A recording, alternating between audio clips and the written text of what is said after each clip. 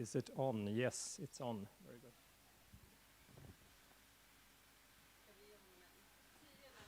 Yeah.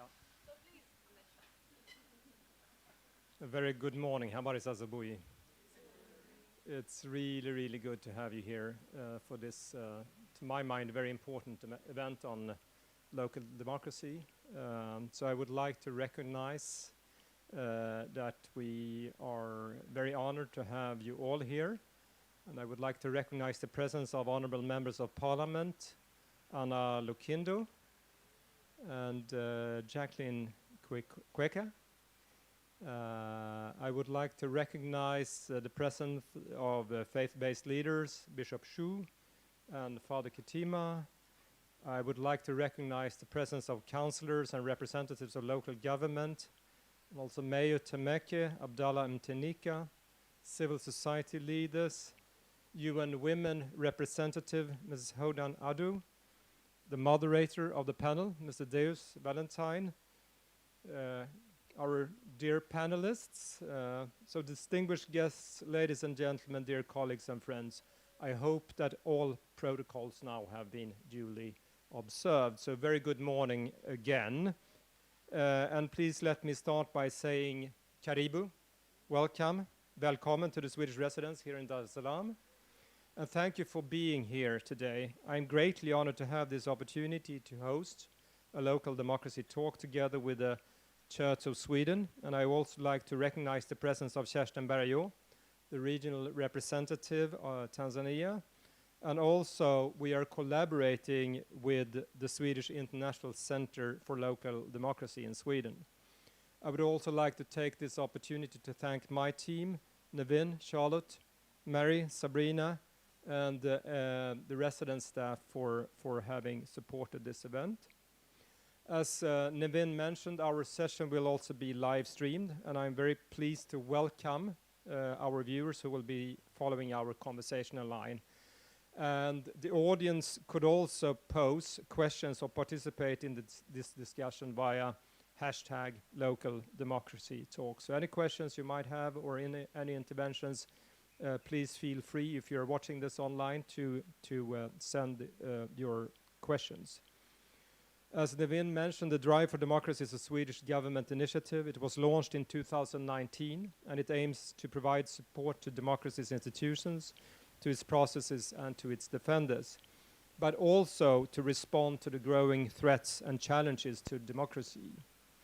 Amongst us today, we have distinguished leaders and representatives from parliament, government, faith-based institutions, NGOs, and civil society. And we will have a very interactive session, I hope, and to have an open discussion about how we can continue to provide space for inclusion and continue to strengthen democracy at local level, regional levels, and national and even international levels. Particularly, we will discuss how women's local participation and leadership in the economic, political, and religious domains here in Tanzania could be enhanced, and how culture and religion contribute to increase formal participation and leadership by women. As an ambassador representing a government that pursues a feminist foreign policy based on the conviction that sustainable peace, security, and development can never be achieved if half the world's population is excluded, I'm very much looking forward to participating in these talks and learning from you all today. As you understand by now, Sweden is very much convinced that democracy is the best foundation for a sustainable society. And research also shows and supports this, that a democratic, inclusive, and equal society provides opportunities for all to achieve their full potential in a way that other systems of government are unable to do. A strong democracy also paves the way for growth and economic prosperity. 100 years ago, it was a great year in Sweden, as the parliament took the historic decision to introduce equal and universal suffrage, exactly 100 years ago. So in the election to the parliament in 1921, women got to vote for the first time. And in January 1922, the first women entered our parliament. They were 5 at that time. Today, women and men are equally represented in our parliament, as well as in our government. The tradition of strong local self-government is long-standing in Sweden, and it's enshrined in the instrument of government, which is the equivalent to our constitution and an integral part of our democracy. So our local government bodies, they have a considerable degree of autonomy and have independent powers of taxation. At the local level, Sweden is divided into 290 municipalities and 21 regions, each with an elected council or assembly. And there are around 50,000 political assignments, and that constitutes around 1% of our adult population at the local and regional levels.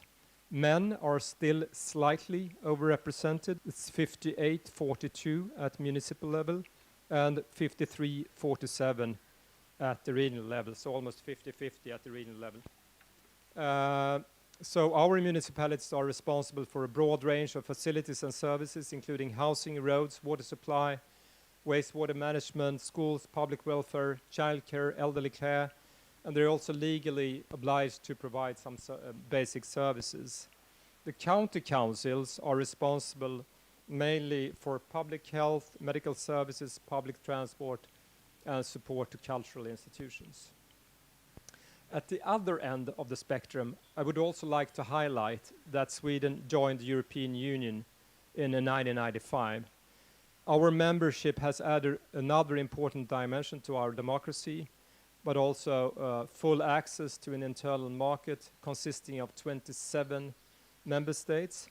And we have become part of a wider democratic process and have ample possibilities to influence, participate, and learn from our peers, countries, institutions at the European level.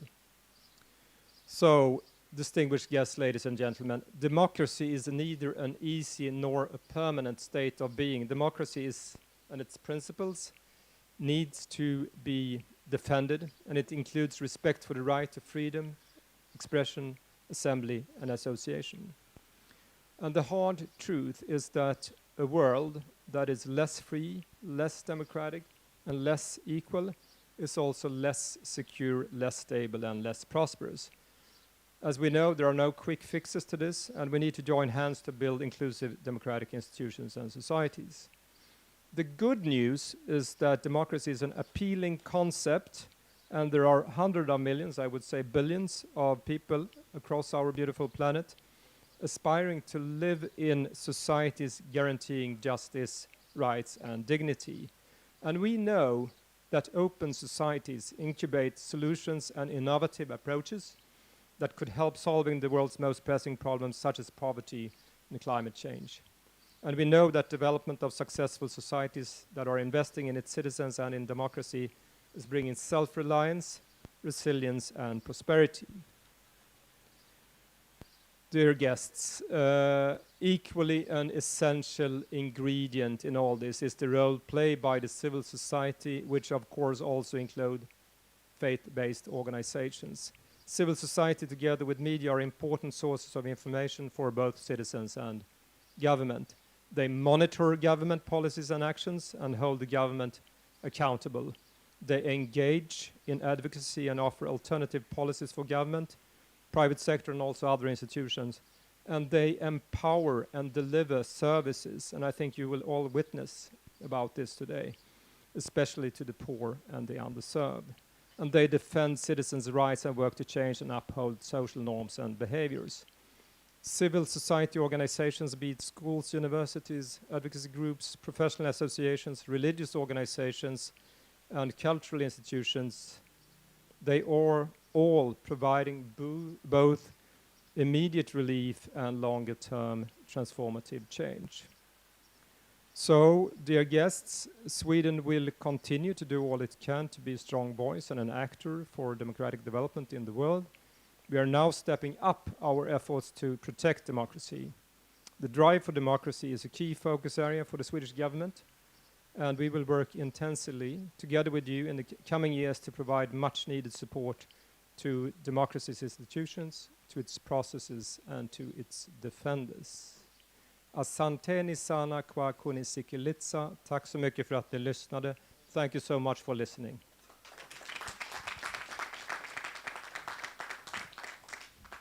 And now I would like to hand over to Deus and the panel. Karibu, and thanks for being here. And thank you for sticking to time. Asante sana, Balozi.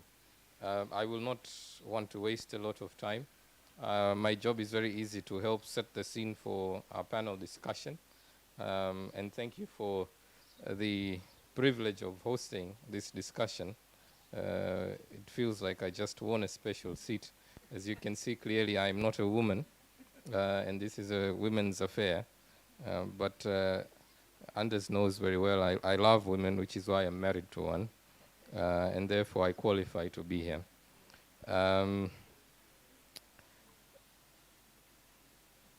Our discussion today, as Anders has alluded to, is aimed to provoke a discussion, provoke a conversation.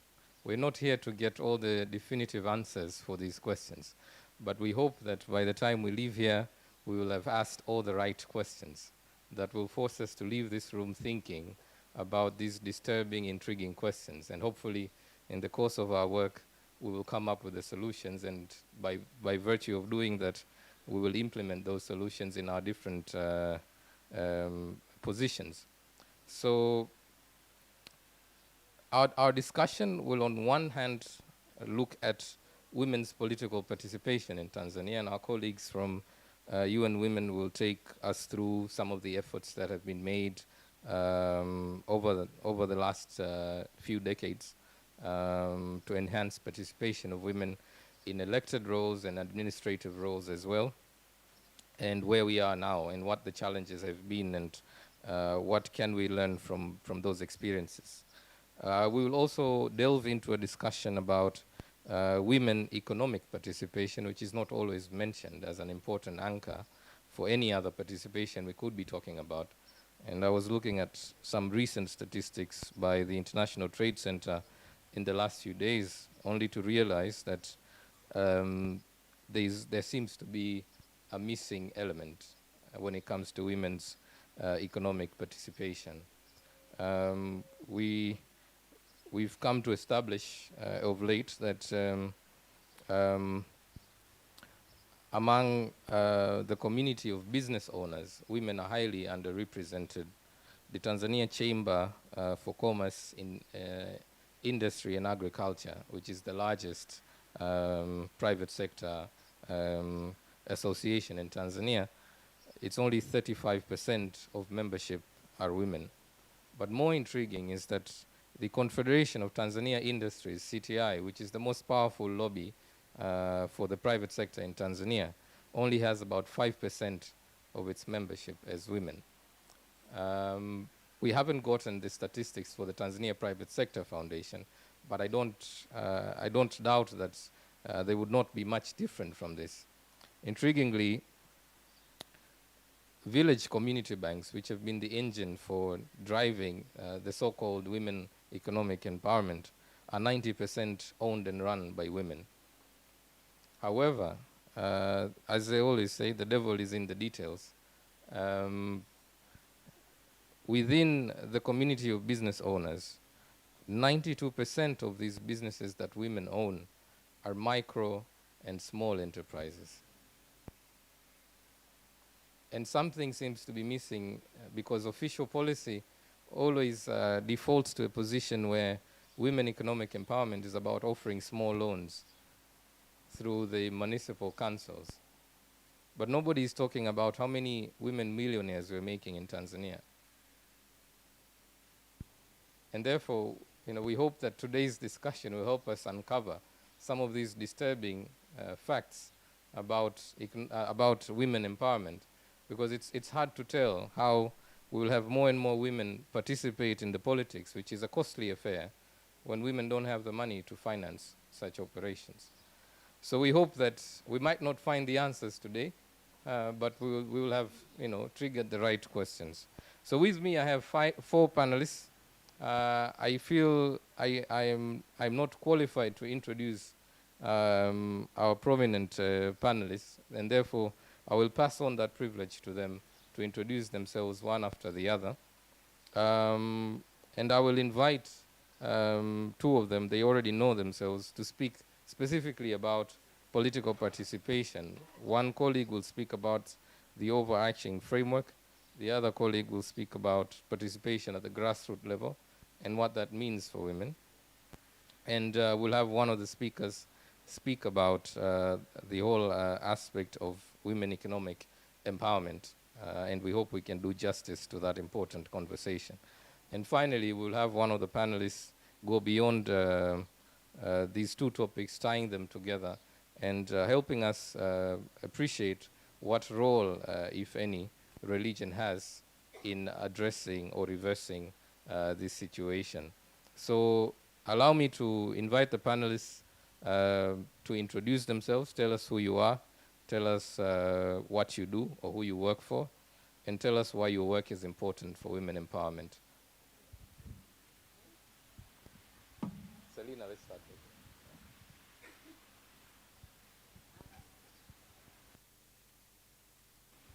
I'm Selina Wilson Msenga. I'm the Deputy Mayor for Kibaha Town Council. I'm experienced in politics about 12 years. Thank you.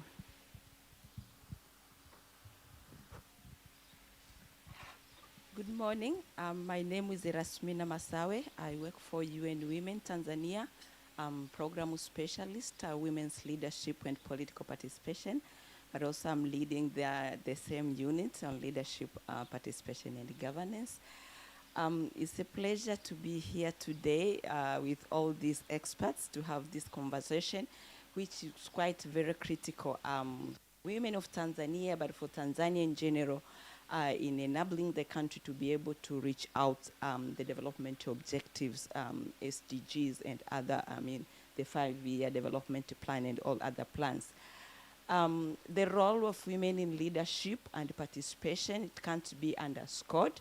As we know globally, when we have more women in decision-making tables, we are seeing more adoption of more legislations, policies that are more gender responsive, but those also response to the basic of the community, the issues around education, the issues around healthy, the issues around water and sanitation. So for me, really, this is quite an important conversation towards the achievement of development objectives, but also women's rights and gender equality in the country. Thank you.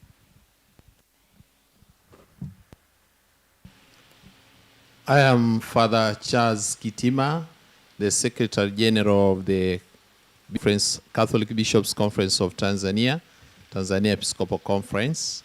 I'm happy and express my gratitude to be invited in this special, we call it a meeting session. As we know, we religious leaders, we really see the importance of political participation because we are guaranteed also for seeing that the human dignity is protected and respected, and would like to see equality in the society is also entertained. And we want to see this as something coming from the conscience of individuals. So we know human development. We need a good participation of women in our society because currently we see women are still somehow culturally marginalized in political arena. So I hope through this important we will come with some encouragement to women in Tanzania.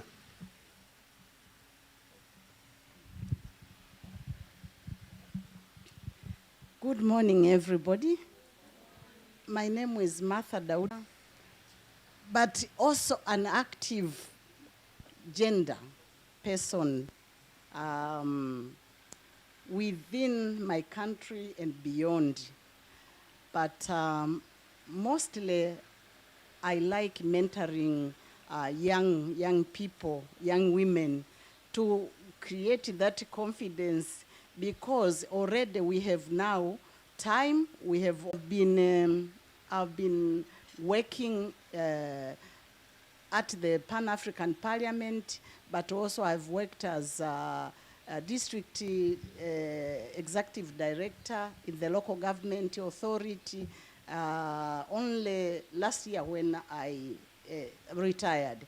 But at the same time, I've been actively engaged in observing elections in the continent. So I've been seeing democracy in its own actualities to see whether women we are making a gradual incremental progress, or we are going back to where we started. I think for me, we are doing very well up to now. As Africa, as Tanzania, we are doing very well. Thank you very much.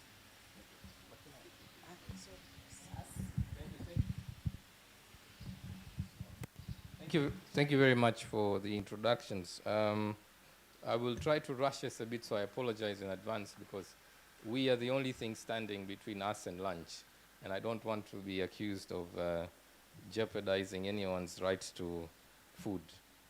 So I will pose this first question and to be shared by Erasmina and Selina. Erasmina, if you don't mind taking us through a bit of the context as far as women's political participation is concerned, representation at the local level, subnational level, and the national level as well, what the trends have been, at least in the last 2 or 3 election cycles, where we are now, what the main challenges have been, and where do we go from here, from your experience. Selina, if you can delve into, you work at the local government level. I refuse to call it grassroots, because you still have a further level beyond, local government level. To just give us your perspective of, first, the experience, because we know it hasn't been easy. And tell us how you made it all the way to becoming deputy mayor of Kibaha, what it took to get you there, what the challenges were, and if you were given the opportunity to reverse some of those challenges, what is it you would have done? So we start with that question that will be shared between you, and then we'll move on to Martha to take us through economic empowerment in Tanzania, before we invite Father Kitima to tie the two together and bring in the role of religion in reversing that trend. So karibu Erasmina, and then on to Selina. Asante. Asante, Deus, thank you. I'm going to share, as you said, on as a nation where we are in terms of women's leadership and participation in decision making. And I would really wish to start by saying that in ensuring women lead and participate in leadership and decision making in Tanzania, the government of Sweden has been in the forefront to work with UN Women to address various challenges at different levels, at the national level, sub-national, and also the grassroots community past years. So I'm going to talk about the context, but also to share our experience of the work that we have been doing in collaboration with the government of Sweden through its embassy in Tanzania. So I'm hope that we are all aware Tanzania is among the countries that have ratified all the key international human rights and women's rights conventions at the international level, at the regional level, that promotes women's leadership and political participation, but also participation in the other public spaces. So in terms of normative framework, I think the country is doing quite well, although we might have challenges in terms of implementation and monitoring of the same, but also when you look at the Constitution of the United Republic of Tanzania, the national gender policy, and other strategies, they all promote the role of women in leadership and political participation. So overall, looking at the where we are, I mean, we all know we have a female president at the moment for the first time in history. We have deputy speakers for the National Assembly. Deputy speaker for the National Assembly and Zanzibar House of Representatives being women, the clerks for the National Assembly, but also Zanzibar House of Representatives, they are women, but also the Chief Secretary for the Government of Zanzibar is a woman at the moment, also for the first time since history.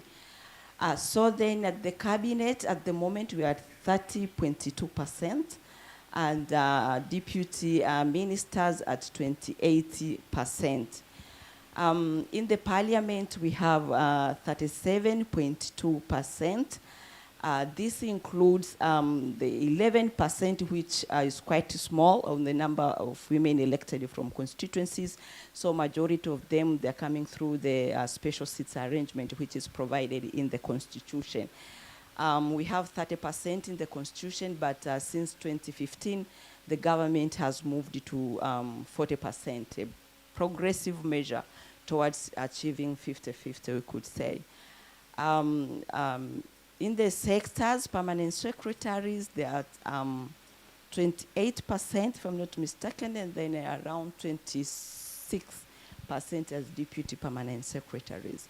In the judiciary, when you look at it, we are doing quite well. We have 43% of women judges are within the judiciary. But going at the LGA level, the local government level, we have 30.2% of women councillors at the LGA level, but unfortunately, out of them is only 7% that are being elected from the wards. Then the trend since 2010 it was 5.5% of elected councillors. 2015, same number, but at least there is an increase of 1.4% since 2010 until today. So you can see how the progress is quite low on the elected positions. And in the parliament, it has kept to be 37% with small percentages increase from 37.1 2020, then 2015 0.2, and then now 0.4. So overall, this is the status. But when you look at the challenges that we have been trying to address to really ensure that we have meaningful participation of women in these political institutions, we have agenda gaps in laws, policies, discriminatory institutional frameworks and the arrangements in the country. I mean, we know in Tanzania, for example, with regards to political participation, you must be a member of a political party in order to compete for a political position.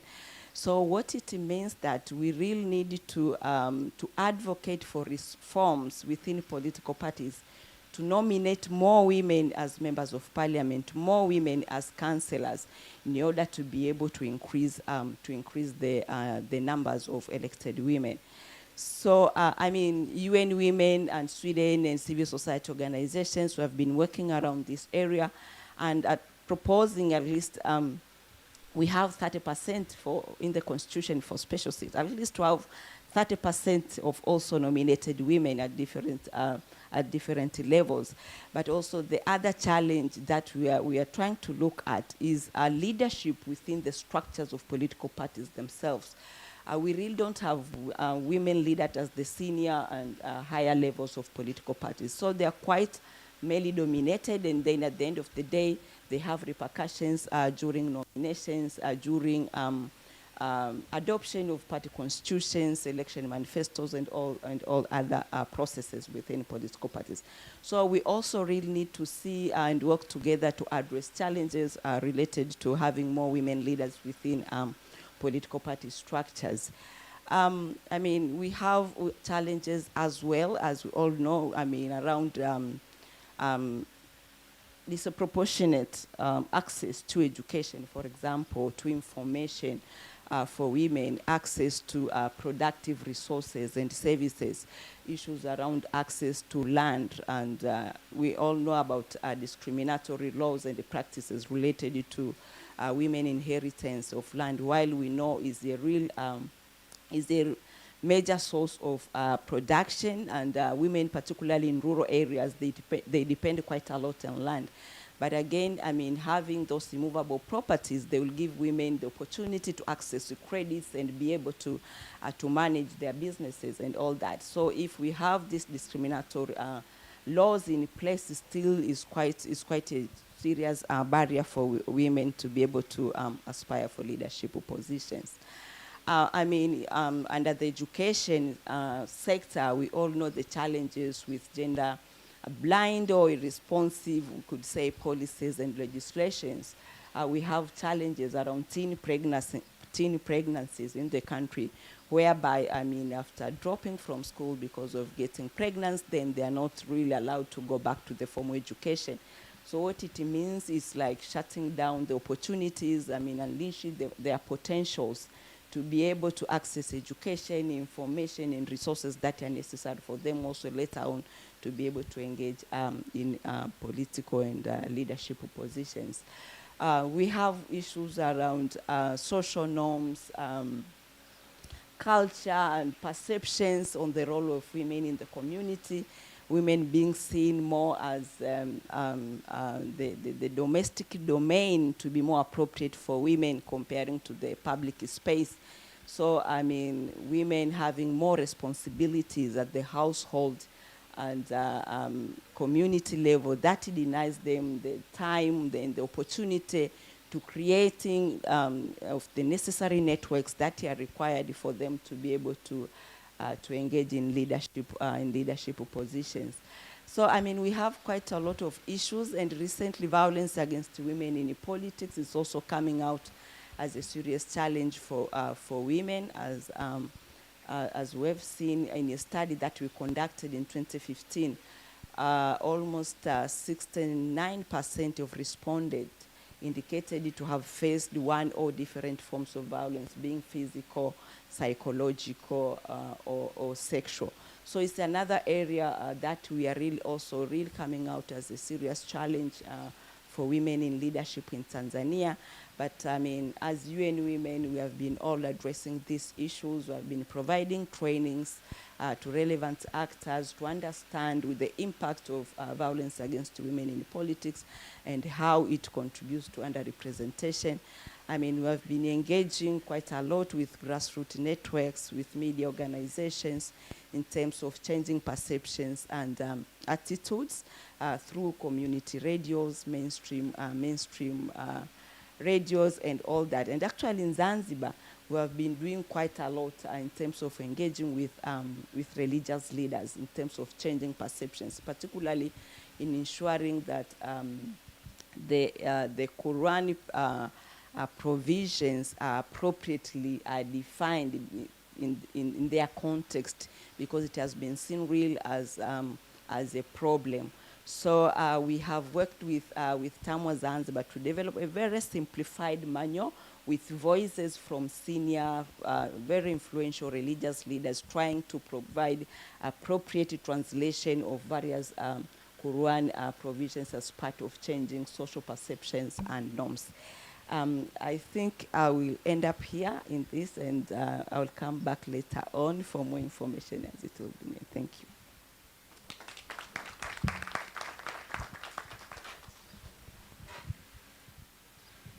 Thank you.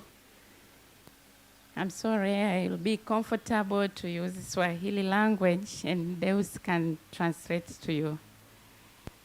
Kwanza kabisa, ningependa kuzungumzia women participation kwenye siasa na kwenye ngazi za maamuzi. Kwanza kabisa, wanawake tumeachwa nyuma kwa sababu ya challenges mbalimbali, ikiwemo sababu za mila na desturi, lakini pia mitazamo kwenye jamii zetu. Jamii zetu zinamtazama mwanamke kama msaidizi wa mwanaume. akitoka. Thank you.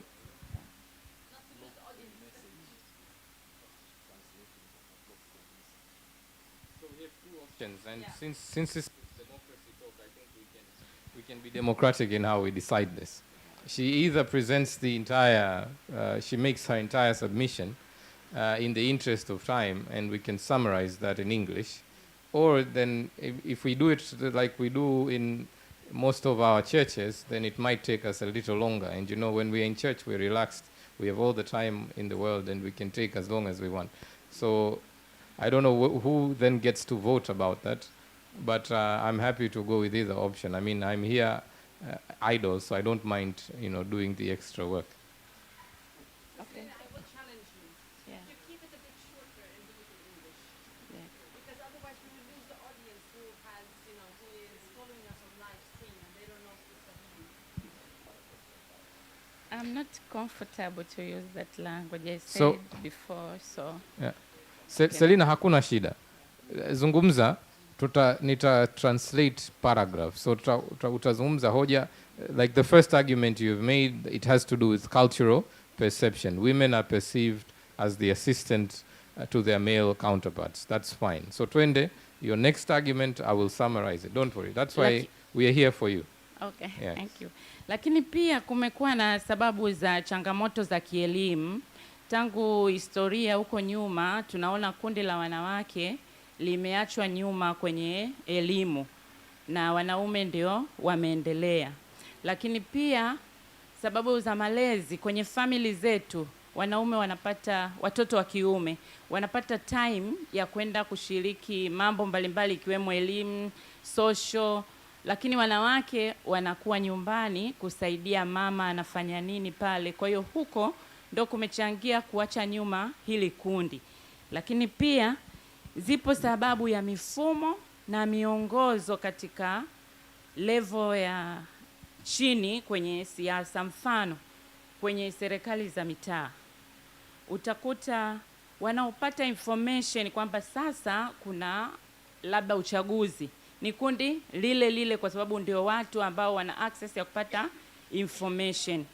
Ukija kwenye council, kwenye udiwani huku nako kuna miongozo ambayo imewatenga wanawake. Kwa mfano, Tanzania tuna utaratibu kwenye vyama wa special seat. Lakini unapokuja kwenye miongozo, diwani ambaye kagombea kupitia special seat hana uwezo kupitia ile miongozo yetu ya kugombea nafasi ya meya. Labda niishie hapo, endelee. So Selina has spoken about three main factors. One is education, and I think she's spoken more about the culturalization of education. What role for women in education? Yes, more and more young women are going into school and university, but even within the university or school setting, what role are those women playing? And it's quite common in Tanzania to see, even if you look at student politics and who is running for those positions, it's usually the men. Selina has also spoken about the politics in the household and what roles young women are playing in the household, and what division of labor is there in the household, which in her opinion contributes to compromising the role of women. There is not enough encouragement at the level of the family for women to take on leadership. She's also spoken about access to information at the local government level, and the fact that in most cases, because there is no deliberate intervention to ensure women access information about opportunities to participate at local government level, they are left out. She's also spoken about the fact that the limiting regulations at the local government level, in that women are unable to run for leadership roles within the local government. So in her case, for instance, as a special... Tuseme 2010, 2015 mpaka kuja 2020, tumekuwa kwenye council ambayo tunaongozwa ndio wale. Tuna kata 14. Katika kata 14 zilikuwa zote zinaongozwa na madiwani wanaume. Lakini kwa kipindi hiki ambako tumeingia sisi, tumefanya effort mbalimbali, tumepata angalau mwanamke huyu mmoja. na wengine 5 tunatoka kwenye special seat. Sasa mimi ambaye nimeingia nikasema wache nigombee nivunje mwiko. Unakuta wapiga kura sasa, tupo madiwani 19. Wapiga kura 6 ndo wanawake, kama nasema sasa nitoke na kundi langu ndo linipigie kura. Wapiga kura 6 ndio wanawake. Wengine wote ni wanaume. Unaweza kaona challenge. Kwa hiyo nikagombea, lakini nikasema nitawaelimisha wanaume manake nini kuingiza pale mwanamke. Nikamwambia nchi yetu inatekeleza malengo endelevu ya kimataifa SDGs. Na katika yale malengo tunahitaji tuwe na usawa wa 50 kwa 50. Ili tufikie huo usawa tunatakiwa tuanze huku chini, kwa maana kwenye mitaa, kwenye council, ndo tuweze kufikia hayo malengo. Sasa ikitokea sisi tunavoti mwenyekiti au meya mwanaume, tunavoti naibu meya mwanamume, manake hatutekelezi yale malengo na itakuwa sawa na bure. Na halmashauri yetu ina mradi wa ushirikiano kati ya Region Gotland in Sweden na sisi halmashauri ya mji wa Kibaha. Tuna mradi wa gender equality tunautekeleza katika grassroots level. Tunapita kuwaelimisha wanawake kwa nini waingie kwenye ngazi za maamuzi. Labda niishie hapa afu tutaendelea. Yes. Selina gives a very live example of how the SDGs came to her rescue. Because under normal circumstances, she wouldn't have been elected within her council as deputy mayor, because the numbers work against her. There's only about 6 women councillors out of 19 councillors, and for her to get to the position she's got, it is those councillors who have to vote. So by invoking the SDGs and engaging with the men councillors within her council, she was able to convince them that it was necessary for her to be elected in her role, and there she is.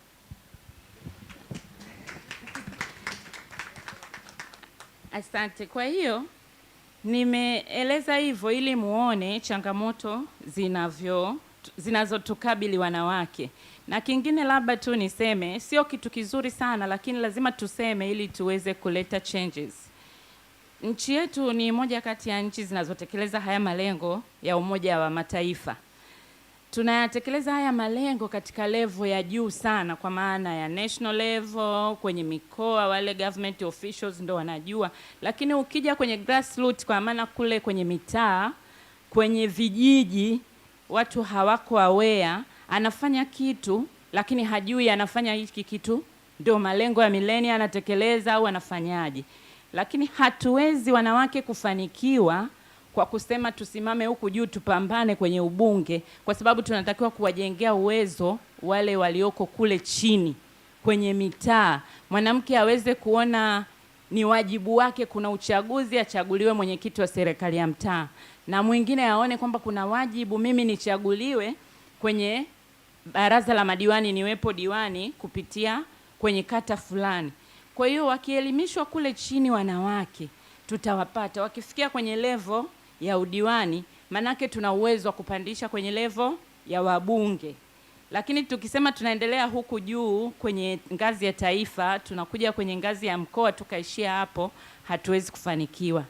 Kwa kipindi niseme tu kwamba tunasikitika tumempoteza Rais Magufuli, alikuwa strong, lakini we are lucky tumempata rais mwanamke kwa mara ya kwanza, ambaye tunasema amepatikana kwa kudra za Mwenyezi Mungu. Lakini rais huyu mwanamke ametokana na harakati za wanawake huko nyuma. Tunaamini kupitia huyu, kama tutamtumia vizuri, na tayari ameshatuonyesha njia, ameshateua mawaziri. Nafikiri kwenye cabinet kuna mawaziri 7 wanawake, wameshika wizara kubwa. Wizara ya Ulinzi tunaona Stagomena Tax yuko pale. Tunaona maendeleo TAMISEMI yuko Umi. Ile wizara miaka yote mimi nimekuwa nikishuhudia wanakuwa mawaziri wanaume. Lakini tuna elimu, tuna mambo ya nje, Balozi Liberata Mulamula. Kwa hiyo tukitumia hizo fursa tunaweza kufika mahali fulani tukazungumza habari nyingine kwa Tanzania. Na kwa kipindi hiki mimi niseme naona tunakwenda vizuri. Kwanza kwa serikali yetu kuruhusu hizi partnership, kwa maana tunakuwa na uhusiano kati ya miji ya hapa Tanzania na miji ya Sweden. Thank you. Thank you, thank you. So Selina continues to share her personal experience, and in her own perspective, for there to be enhanced participation of women in leadership and politics, it's important to take a bottom-up approach. It can be counterproductive to focus almost exclusively on women's participation at the national level, being parliament, cabinet, and so on. She says it's more sustainable to focus on ensuring that women are becoming increasingly street and village chairpersons, district council chairpersons, because it is out of those women you will get those who are ready to engage at the national level. And she's given an example of how the current president herself grew through those grassroots movements and eventually ending up as president. So she's reiterated that it wasn't simply divine intervention, but it was divine intervention with the cusp of women ingredients in it. There was intervention from the women as well. So I think that sums up your submission. If I've left anything out, I hope we'll pick it up eventually. Yes. Umemaliza? Na nimalizie tu kwa kusema kwanza, mimi nishukuru kupata forum kama hii ambayo inatusaidia zaidi kutujenga kama wanawake, na pia hata kukutana na wanawake mbalimbali waliofanikiwa kufanya effort kuhakikisha wanawake wanakwenda mbele. Lakini nimalizie kwa kusema kwamba harakati za kuwawezesha wanawake kuingia kwenye ngazi za maamuzi haziwezi kufanikiwa kwa wanawake kukaa peke yao bila kushirikiana na wanaume, kwa sababu tunahitaji ushirikiano. Tunasema kundi la wanaume limetangulia mbele. Ili tuende nao pamoja, lazima tuwashirikishe na wao watoe ushirikiano kwetu, ili na sisi tuende vizuri. Tukisema tunajifungia wenyewe, hatuwezi kupata challenge. Asante sana.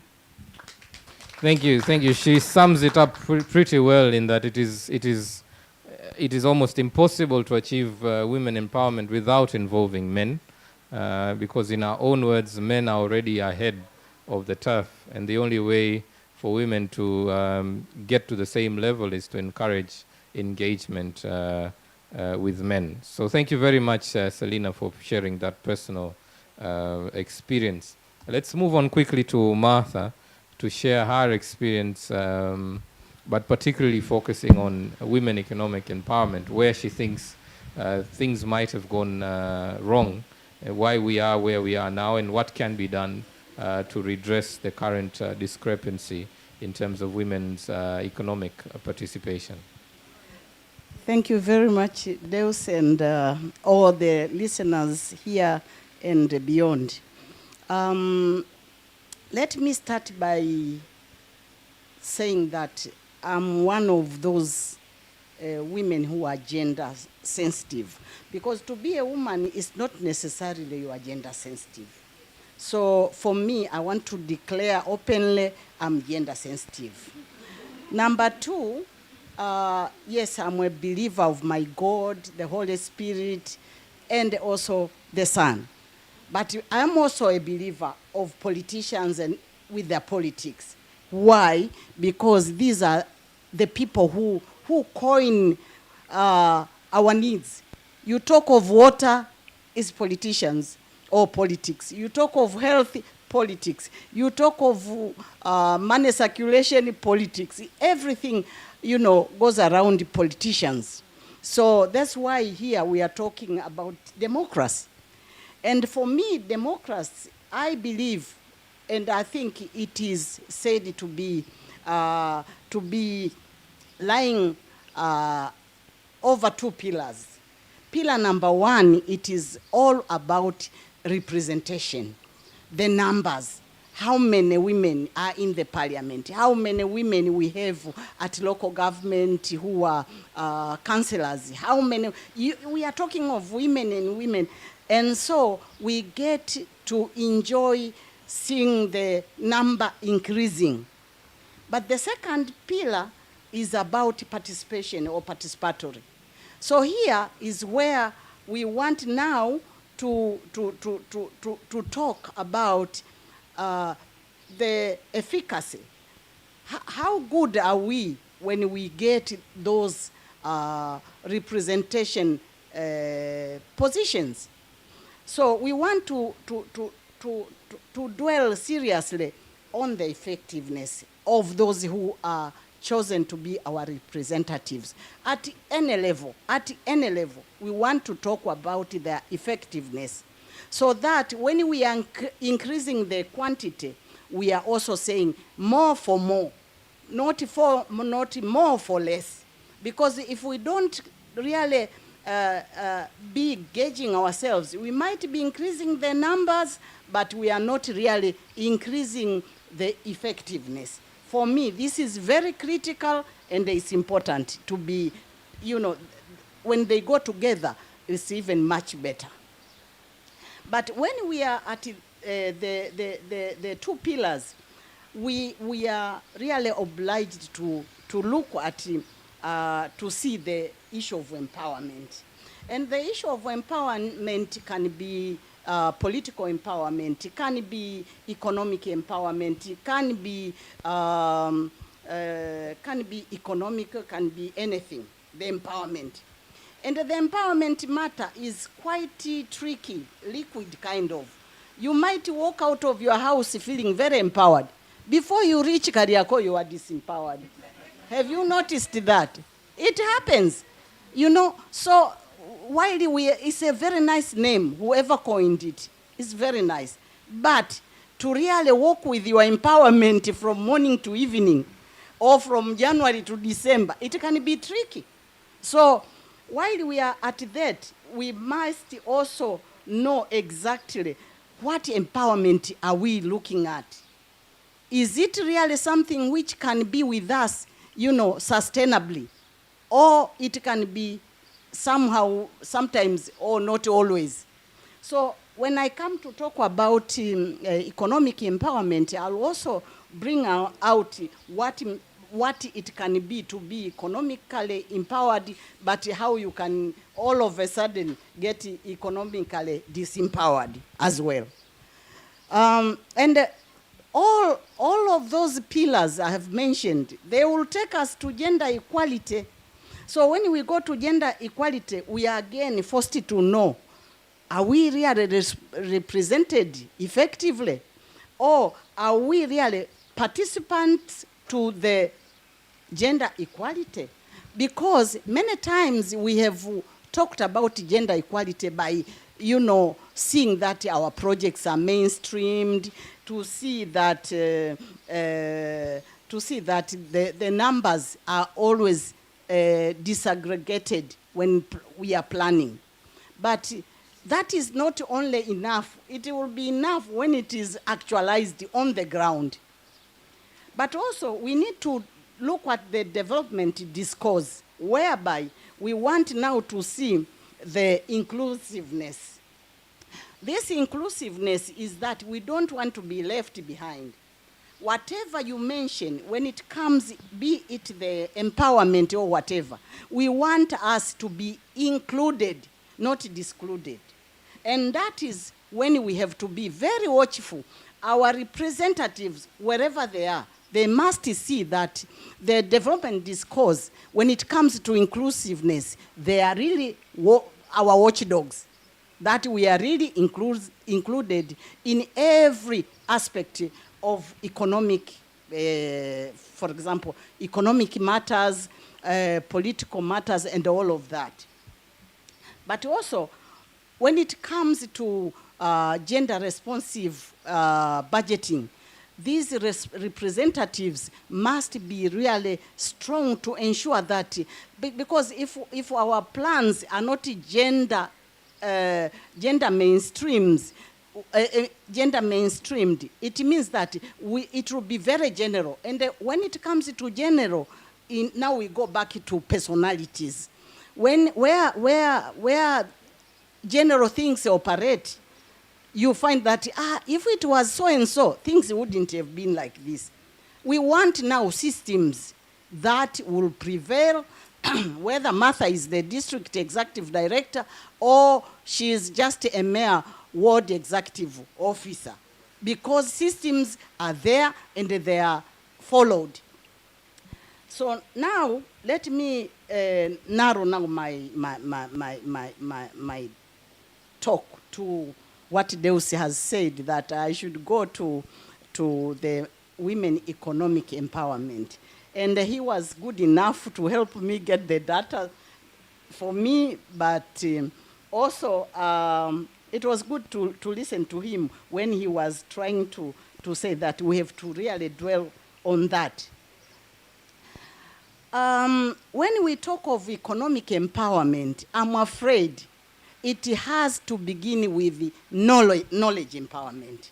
If we are not knowledgeable, surely economic empowerment might be challenging. If you are not aware of what you are talking about, the economic empowerment, then you will be just moving like that without knowing exactly what it all entails about.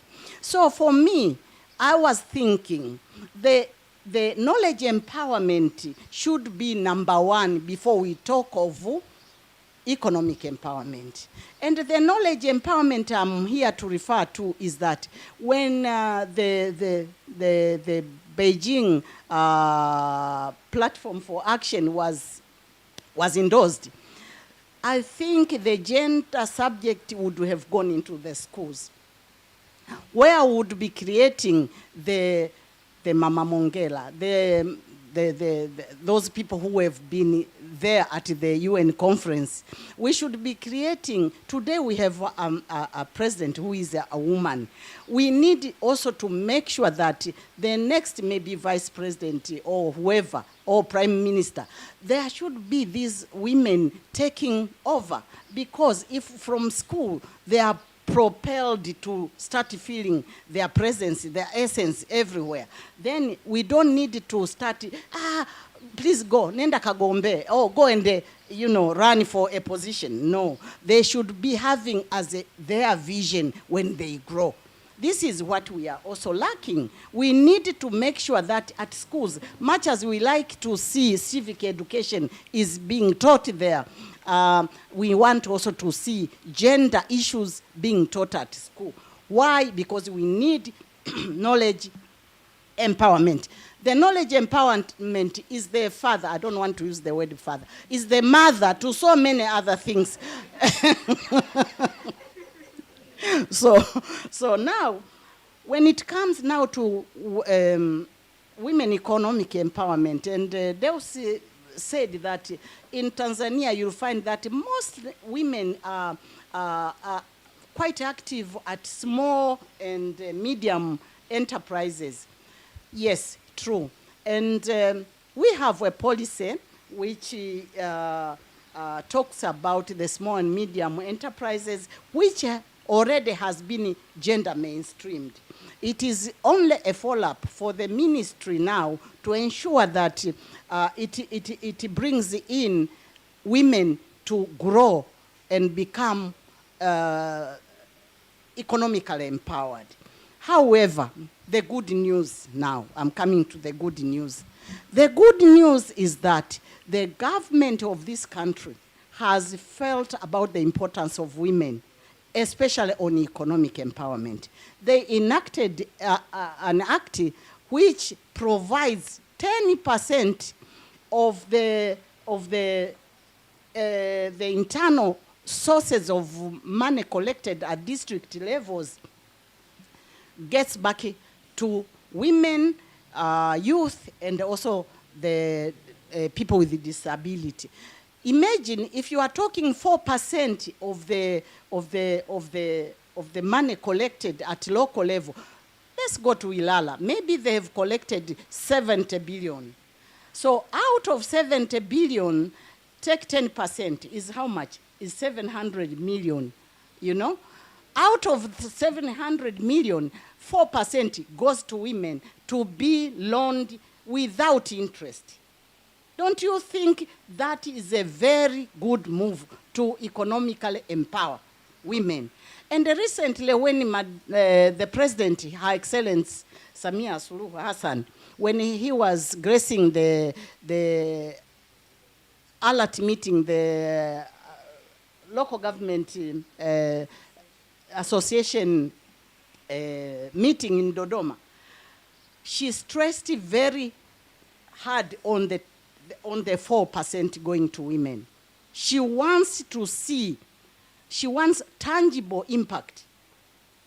And she says, don't distribute little money. Instead, distribute enough capital to women who are 5, maybe, in groups, to do something which will be, seen to be, have changed their livelihoods, but also impacted the community, their community, and, the society at large. So for us, this is a very good tick for this country. But also, there is a policy which gives us women 30%, all government contracts should go to women. But where are we with that? Only yesterday or today, I think I was invited to go and participate in the meeting where they are now creating awareness of how to venture and get the contracts which have been set aside to go for women. And this is where now we are looking at creating millionaires. Deus, if you don't mind. We are going to create millionaires. Why? Because government contracts are huge. So if a company or these groups which are getting the 4% can team together and apply to get a government tender, for example, within no short time, they will start, building their economic empowerment. So now, because women are not sleeping, especially in Tanzania, women are really active, if I can confirm to you. Look at the Vikoba, village community banks, the way they are flourishing everywhere. These are the backbone of our economic empowerment creation at local level. Women are really very busy applying these, the Vikoba to enhance their business. And many have, I was attending an award giving of Vikoba recently. When people give their testimonies, you would be surprised, is this happening in Tanzania?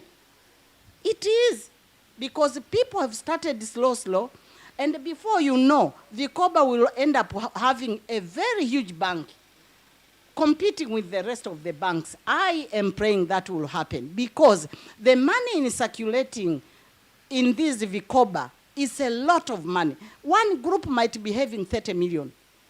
Yes. There was a presentation made by someone who was saying that if you can twin or partner with the sugar production companies, they can give you the contract to distribute sugar in the country. The minimum capital they were talking about is 30 million. Almost 5 groups stood up and said, we have more than 30 million. Who knew that people can hold up to 30 million shillings in their Vikoba? It's hard to know, but these are the people.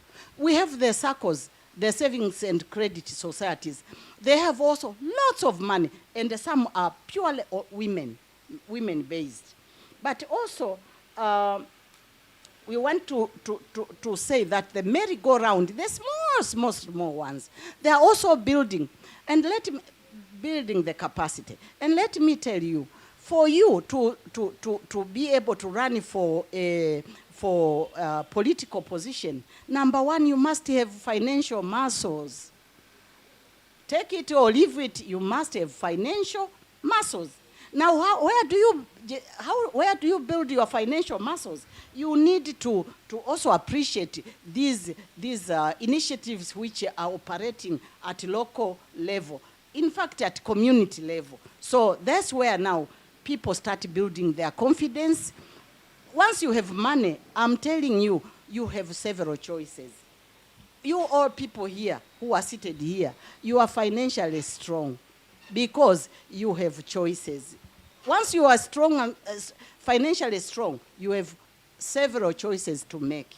But if you are weak in financial or economic empowerment, your choices are quite limited. So one of the choice which we call upon all those women who have their financial muscle is to now get a vision of aspiring for political positions, and which I'm ready really to mentor them, because I'm not aspiring for any, but I can mentor them. I have the experience, so I can show them the way to become political leaders after they have been economically empowered. Thank you very much. Thank you very much, Martha. You went a bit over time. And it's interesting how you keep insisting that you have no interest in politics while being very political at it. But we will give the opportunity now for Reverend Dr. Kitima not only to pray for us, but to also share his experience as a clergyman on how religion can play a role to address, these gaps that both Selina, Erasmina, and Martha have highlighted when it comes to women's political and economic emancipation. I want us to go a bit beyond the participation. So welcome, Dr. Kitima. Thank you very much, Moderator, Deus, and my fellow panelists for good sharing of your experiences on how can we promote women participation in political arena in our society of Tanzania. Let me inform you that I'm from a society where a woman led a resistance against colonialism in this country, and she led the resistance for more than 4 years, from 1903 to 1907. And this happened in Tanzania. And I know most of you are not informed about this. I would like to see any hand who knows about that. Can you mention the lady? Pardon? Litri, not Leticia. She was a believer of traditional religion of Nyaturu. She is known as Litri. And she was beheaded. But we have to clap for Lillian. Yeah. Yes, thank you, Lillian. She was beheaded, and her head is in German, and now we want it back. So we have a presidency in this country where you have a woman leading for independence, political independence, and also political leadership in the society. It may not be pleasant for those who have colonized Africa, but for me, I count it as a political leadership. So I'm from that society. And since my younghood, I liked promotion of political leadership, although I'm on the part of the religion, because you need someone to lead towards development. And this one can be a woman or a man. And in my society, it was a woman.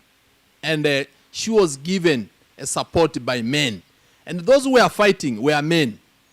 Actually, we are not women. Those who were holding weapons to fight against the fighters from Germany. The fighters were men, but they were led by a woman. Can you imagine? And she was attacked at night, and they were able to kill her. And it was not easy. For 4 years, it was not easy to get her. So I wanted to mention that it is not taken serious, and it is not recorded anywhere.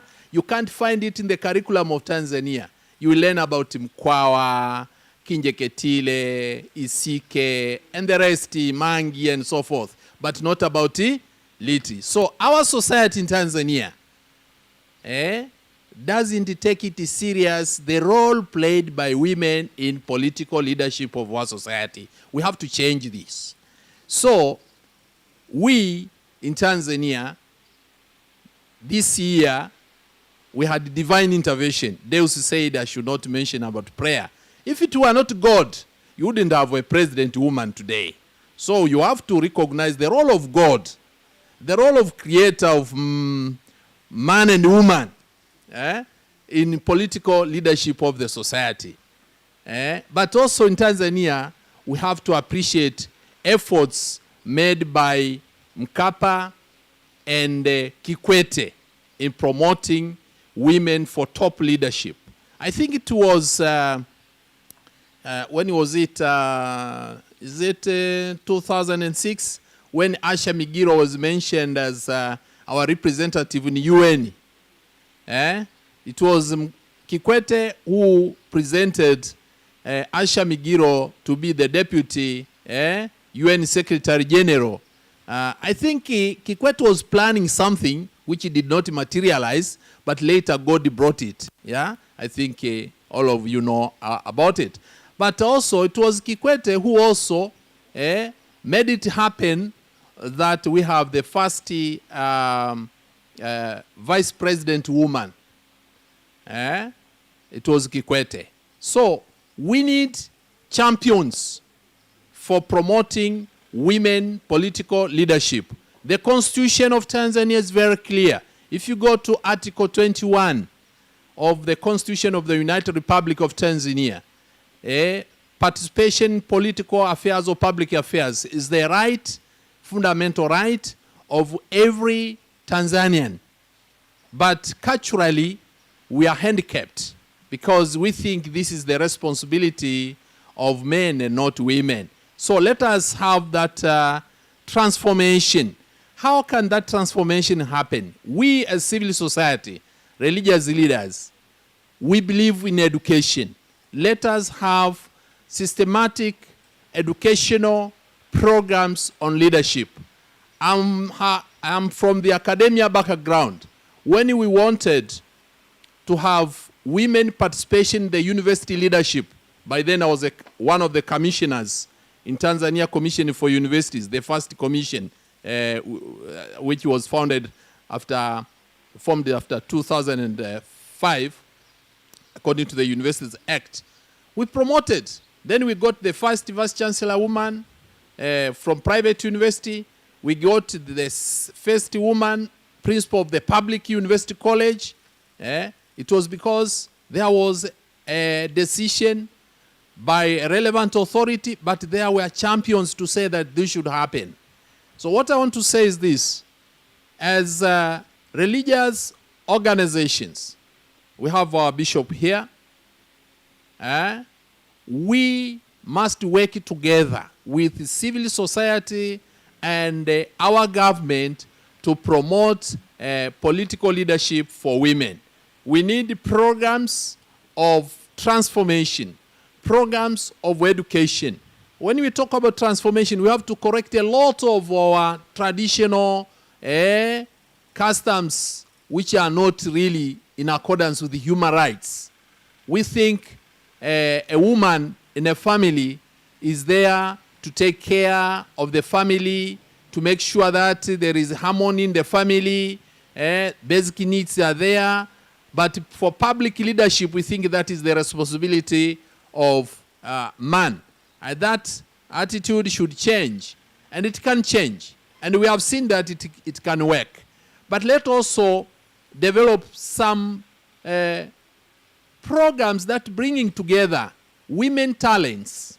You may form your associations, your women, your movements as women, so that people can recognize what you are doing now. Where? If you talk, Erasmina is working with UN Women in Tanzania. But you may go to World Bank, you may not find a Tanzanian working with World Bank at that position. You may find another person, a woman having a top position and making a big impact in our development of the country. Let it be mentioned. If you read the books written in this country of people who made the history of this country, hardly you can see someone has written about a woman. Nyerere worked very close with Mama.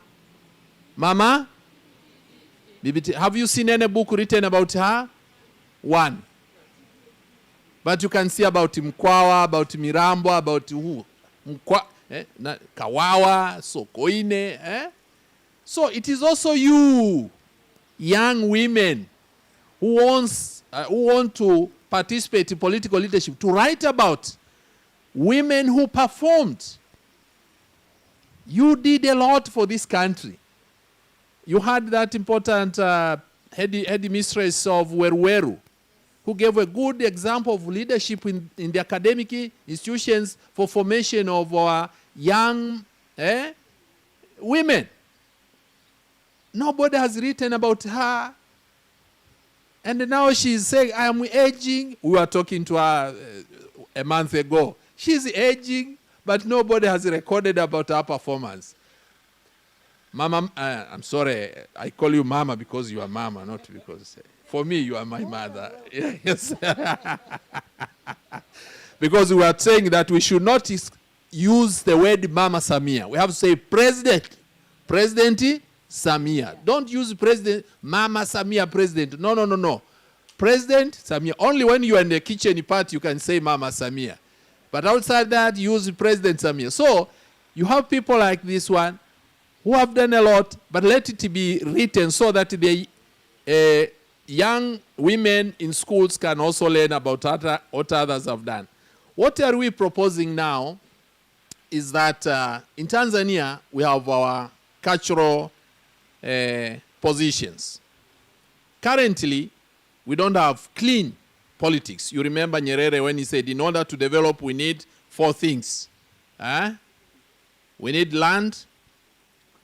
First, we need people, land, and then good leadership, and then siasa safi, land. Siasa safi. Tunahitaji, we need, in order for Tanzania to develop, we need 4 things. People, land, good leadership, siasa safi, how do you call it? Politics of integrity. In Tanzania, currently, we are lacking politics of integrity. Our mothers and our young sisters, they don't like dirty politics. If we don't correct that, many will not join it. Selina, am I right or wrong? I know you are from the ruling party, which rigged the election last year. Because she cannot contradict the party. Because she's here on behalf of the party also. But you know what happened last year. So we have to correct that. Our mothers and our sisters, they don't like dirty politics. Bishop, I think you will support me on this, and you give scripture also emphasis on that. So what we need now is to make sure that we also bring ethical politics. But let us organize women in associations, as we have been given example of Vikoba, where we can see wonders being done for poverty eradication in the rural areas by women through this Vikoba and other credit unions in the rural areas. This also can be emulated and be brought to the politics. Another thing which I think is important for us religious leaders and the civil society organizations is to come with continuous civic education programs and giving example of good leaders of the 21st century. We heard about Sweden. We have seen about Germany. We have seen about US. You have, who is this? Was Condoleezza? I like her anyway. Condoleezza? Condoleezza Rice. She did wonders. Few Americans I admire. One of them is her. Because 2 years ago I wanted to visit a grave of Abraham Lincoln. I went to his place where he's buried because I admire her. I admire him very much. So let us have this type of programs and associations where we can talk about women who performed in the 21st century and what they did in their countries. And what are they doing now? What are they doing now? You can see how Michelangelo managed financial crisis of 2008, problem of employment of the youth, terrorism. This is a lady who managed so many crises in our country. So let the women of Tanzania also hear about that. So we can say, even in our country, we have so and so who can make it. So, Deus says, you have invited me to participate here on behalf of the rest. I would like to tell you that I have organized, since I started service in the society after my studies, several civic education programs. If you have been watching Star TV since 2006, I organized a program known as Tuongea Asubuhi. If you may recall, of those years until 2013, I was the one who was leading that program. Trained young journalists to talk about participation in clean politics by the youth and challenging corruption, fighting against corruption. Tuongea Asubuhi. Who watched it before 2013? Tanzanians. You were watching it. I could hear people discussing about it in the parliament. I was very happy and then organized. So I gave public education, and I promised young people in the university where I was the president of the university, we need a young university student to be in the parliament as a student so that you can go and talk about your fellow students. Voted by the voters, not just nominated by the ruling party or by the oppositional party. It was through that program that I made a young man becoming MP while still studying in the university. Mkosamali, Felix Mkosamali. It was my university also who gave the first student political organization president, Machibia. You hear her now in the BBC.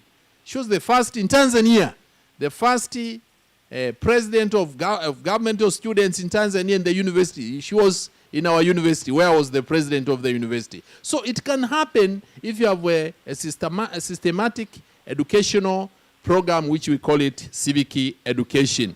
But we have also to work together with developed countries on these matters. Sweden, you said you have experience of 100, ambassador told us, 100 years of experience on how we can promote women in politics. And last but not least is also to say that democracy in political parties is required. Our political parties are also undermining the role of women. Last year, we had 28 non-opposed candidates for MP to become members of parliament. There were 28, isn't it? Waliopita bila kupingwa, non-opposed MPs. Only one was a female from Babati constituency, Paulina. Only one. And it was only in one party that they went without any opposition. And nobody voted for them. But for women and this was it a trick by the party, or it happened people liked? Voters wanted it, or it was she doesn't know. And I think also you don't know. Wanasiemu msinichukie jamani. Sasa nawaambia vitu vya kusaisha. Kazi ya viongozi wa dini, the role of religious leaders is to tell you the truth that you don't want to hear. That it was the ruling party which organized that, but they said for women, for female, just one. 27 male. So, even when you organize in something that you can give yourself a privilege or a favor, but still you do it only for men.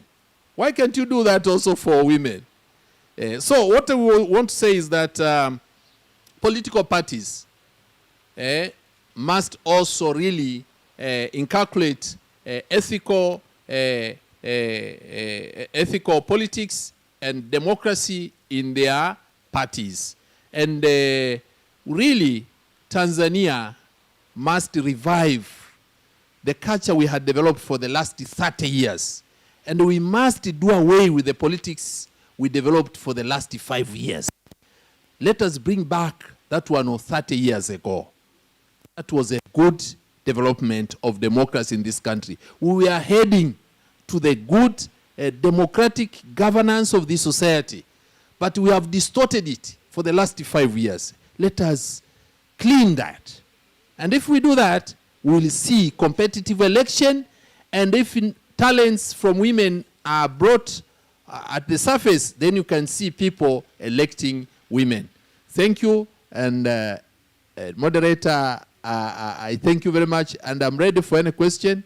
I'm experienced in civic education, by the way, and I can make it happen.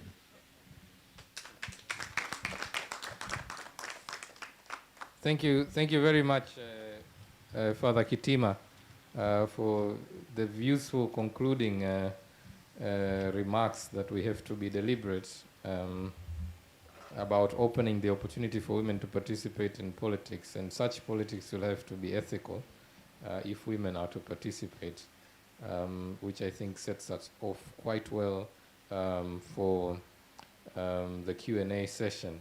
And forgive me for invoking the need to not overemphasize the role of divine intervention.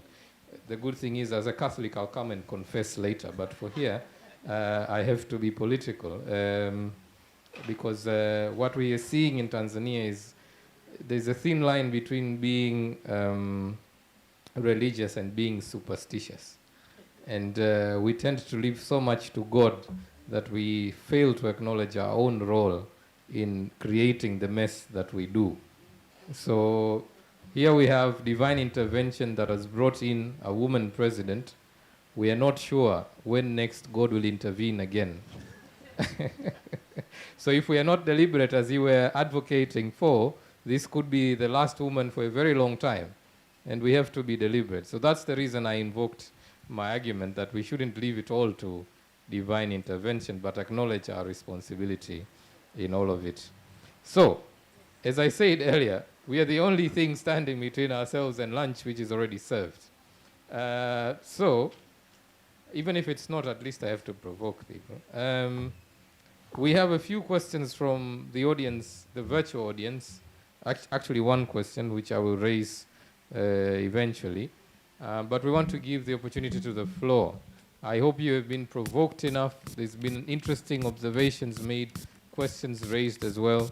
It is not, we don't believe in monopoly of truth, so it's not that the panel knows everything. It could be that they have left things out, and we want you to come in also and chip in whatever it is they might have left out.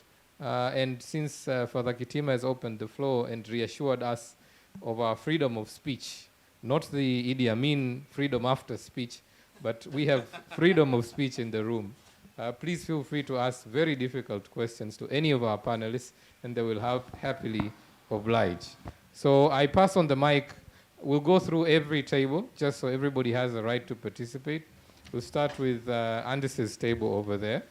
If anyone has a question or a comment, then move on to John's table, and then to the next one.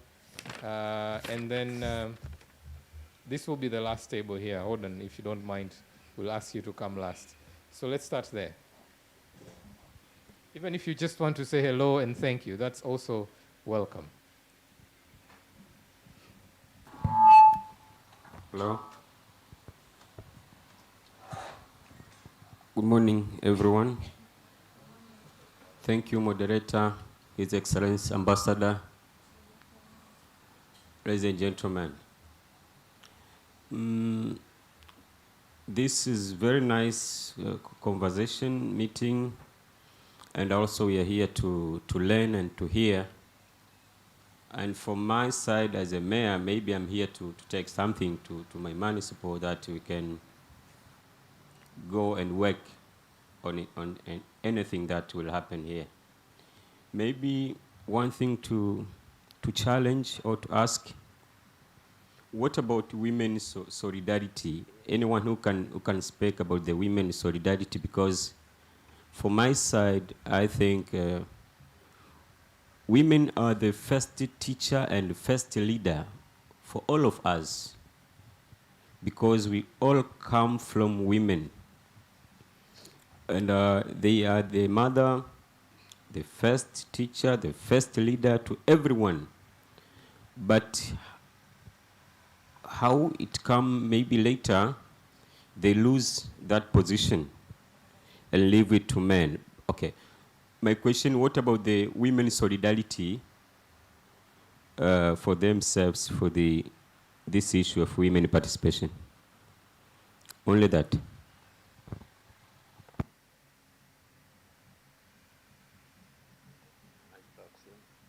Thank you very much. Please, let's carry on. If anyone, and we should have invited you to introduce yourself. I'm so sorry. We should have done that first before. So if you don't mind, afterthought, just introduce yourself and then we pass on. So if you're allowed to speak, please make sure you first introduce yourself. Tell us what you do or who you work for so that we know who is speaking. My name is Abdallah Mtinika, Mayor Temeke Municipal. Thank you. Good afternoon. My name is Jacqueline Kweka. I'm a councillor for Kinondoni Municipal Council. I was introduced as the member of the parliament earlier, but inshallah. My question, or rather an inquisition, is to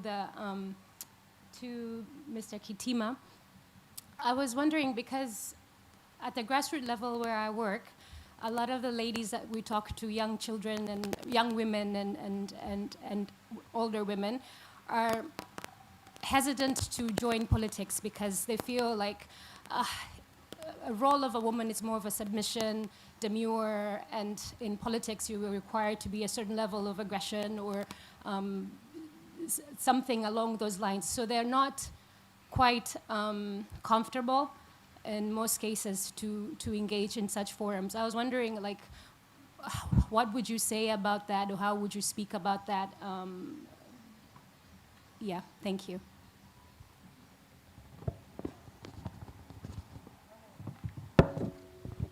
Hello, everyone. My name is Anna Lukindo, Award Councillor of Mbezi Juu.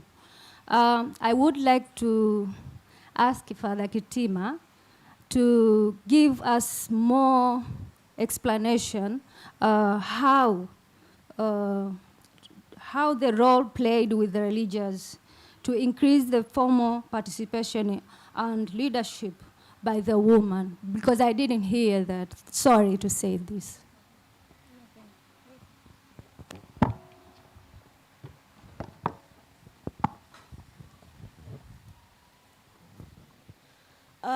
Sorry, I'm a student, so I'll stand up. My name is Hidayah Maulid Dude. I'm from Zanzibar. I work with Daud Digital Opportunity Trust. Also, I work with Zanzibar Interfaith Center. First of all, I would like to say something about Leave No One Behind. And about this, we have to make sure that we leave no one behind in all our matters, even in our women matters.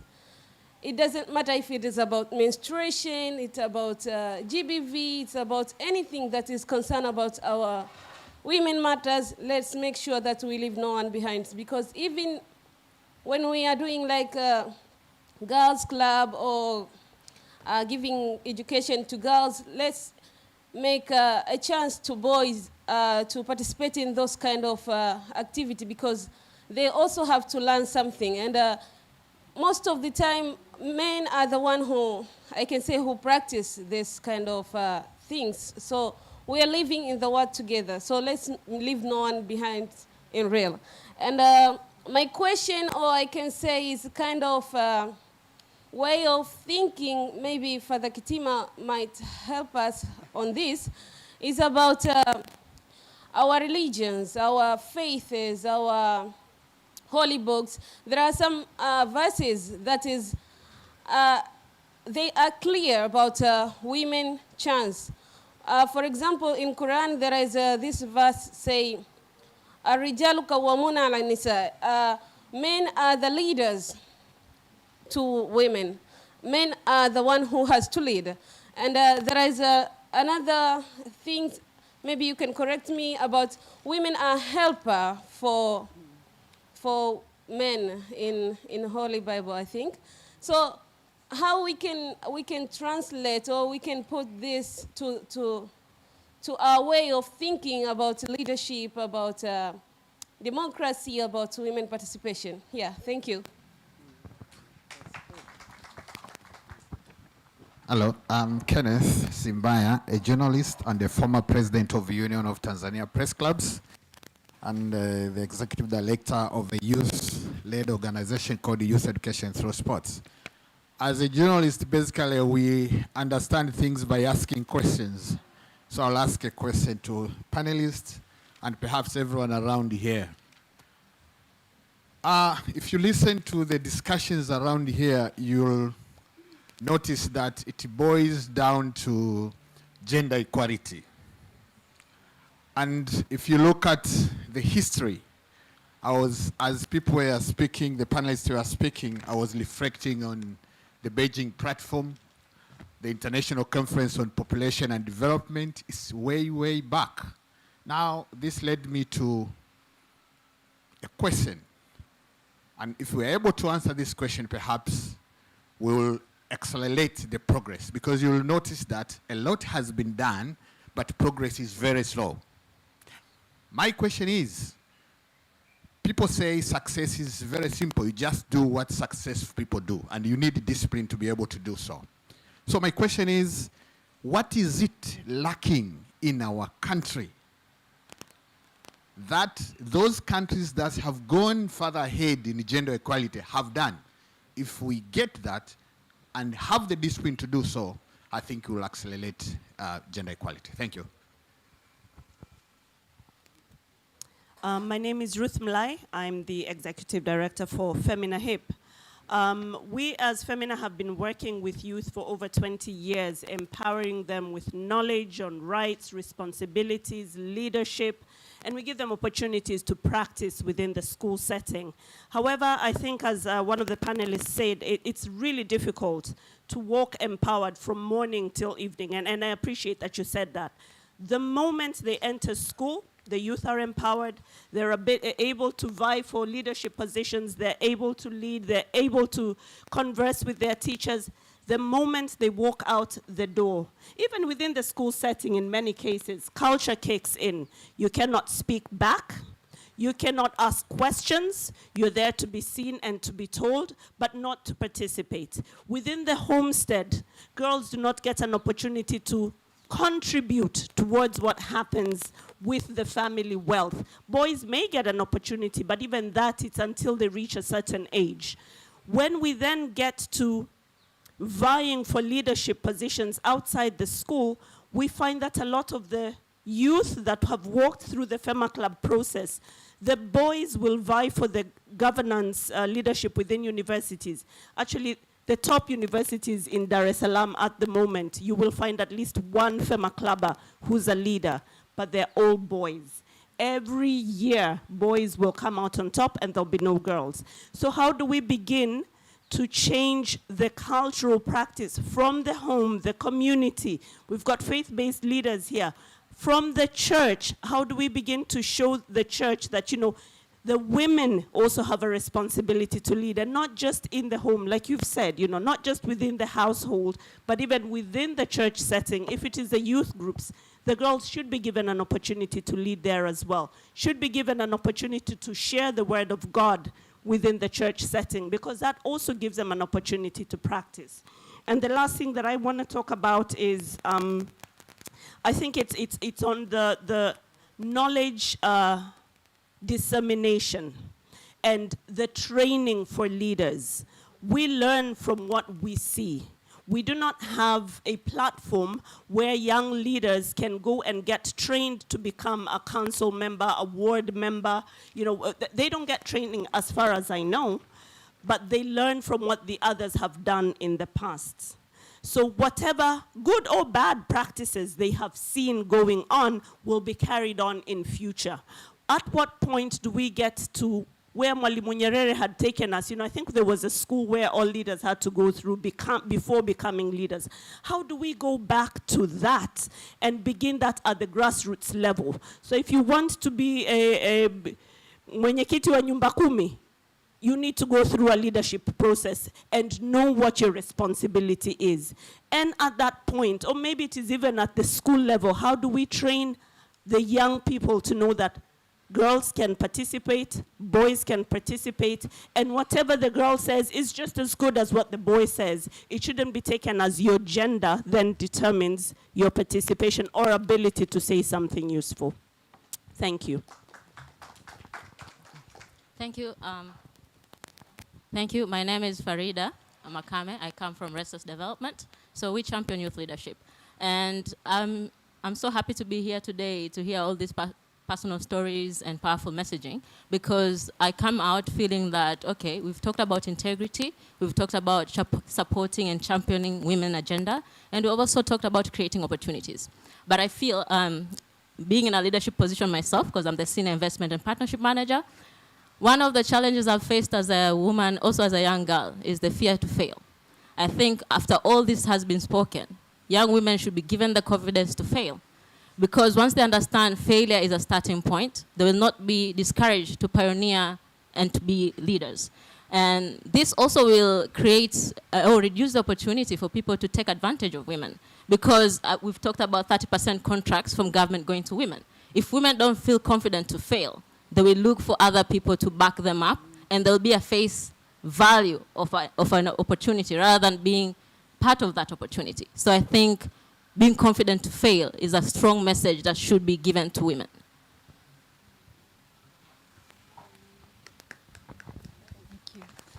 Wow, I'm so impressed and humbled and to listen to you all, to all the contributions. I'm representing ACT Church of Sweden, and we are a faith-based organization, and I'm really like that we have entered also in the role of faith, because religion can really be a connector or a divider. Faith-based actors can open up for change and democracy, but can also contribute to the status quo, as we as human beings every day can choose what do we contribute to. So I was brought up in a little town in Sweden, Umeå, and I had a female, one of the first female priests in Sweden was Lisa Tegby. She was my role model. She was standing there in front of me. And for me, training is important, but also role models, the ones that steps forward. If we give them support and believe in them and create these support structures, this solidarity of women, as you were speaking, asking about, we have to support each other, and we need support from everyone, because the fear that you are raising is not only women that feels. It's very human to step forward. Of course, we all know what fear is. So we all have to support each other and really step forward in this. So I also send greetings from my Archbishop, Antje Jackelén, the first female Archbishop in Sweden. This topic is really close to her heart as well. So with that, I give the word to another Archbishop or presiding bishop, at least, of the Evangelical Lutheran Church, our sister church here in Tanzania. Presiding Bishop Let me intervene there. We're going to give Bishop the last opportunity to speak. All right. So given his privilege, maybe we can pass on that one for now. Okay, Let's move on to Gloria. Yes. Thank you very much. I'm Gloria Mafole. I'm a policy analyst from the Christian Council of Tanzania. Okay, now you can hear me well. I'm from the Christian Council of Tanzania as a policy analyst, and I'm happy to be here. First, I would really want to add two things. One, when we talk of women participation, let us not forget about the employment. We have the RCs, we have the permanent secretaries who are brought from the start as young people. Sometimes when we look at the employment announcements, who follows? How many women are employed? How many men are employed in those positions? Because out of the positions, then people grow from somewhere to head of departments, to permanent secretaries and whatever, so that we have more women. And I think that is an area that most people have not been following up, because out of that is where we can get the permanent secretary, is where we can get the DC sometimes, is where we can get the head of departments, and it is very key. And once upon a time, I just followed it and I was really shocked. Out of 150 people who were employed in that post, only 15 were women. Then I was like, okay, we are missing a point here. So I think it's high time also, UN Women and the rest, let us make follow-up on how employment opportunities are and how many girls or women get that post as women. Then let's monitor how they grow. As other people said, we need to mentor. How are they mentored? Because also sometimes in job places, women face a lot. Then they go back. Let them not afraid, fear of fail in whatever position. Let them be mentored, let them be. So to me, that is really key. And as we said, for participation of women in leadership, we really have to think about the constitutional reforms. And this is very key to ensure that we set standards. We ensure that women are in position. For example, how do we get the DCs? If we had a proper setting up in the Constitution that is also gender sensitive, we could have many. How do we get the RCs? If we have proper setup, we can, from the Constitution, we can have more women. The same applies to the Member of Parliament. Instead of us relying to the political parties to say this constituent and this constituent and this constituent, then we can have constitutional reform that says in each constituent we have men and women. If we have that, we are sure of getting more women in there. So there is no way that if we are to move from one step to another, we really need the constitutional reform to ensure women participation. Thank you very much. Thank you. Let's move on to that table over there, and then we'll come back forward. Jeline, please. Don't forget to introduce yourself.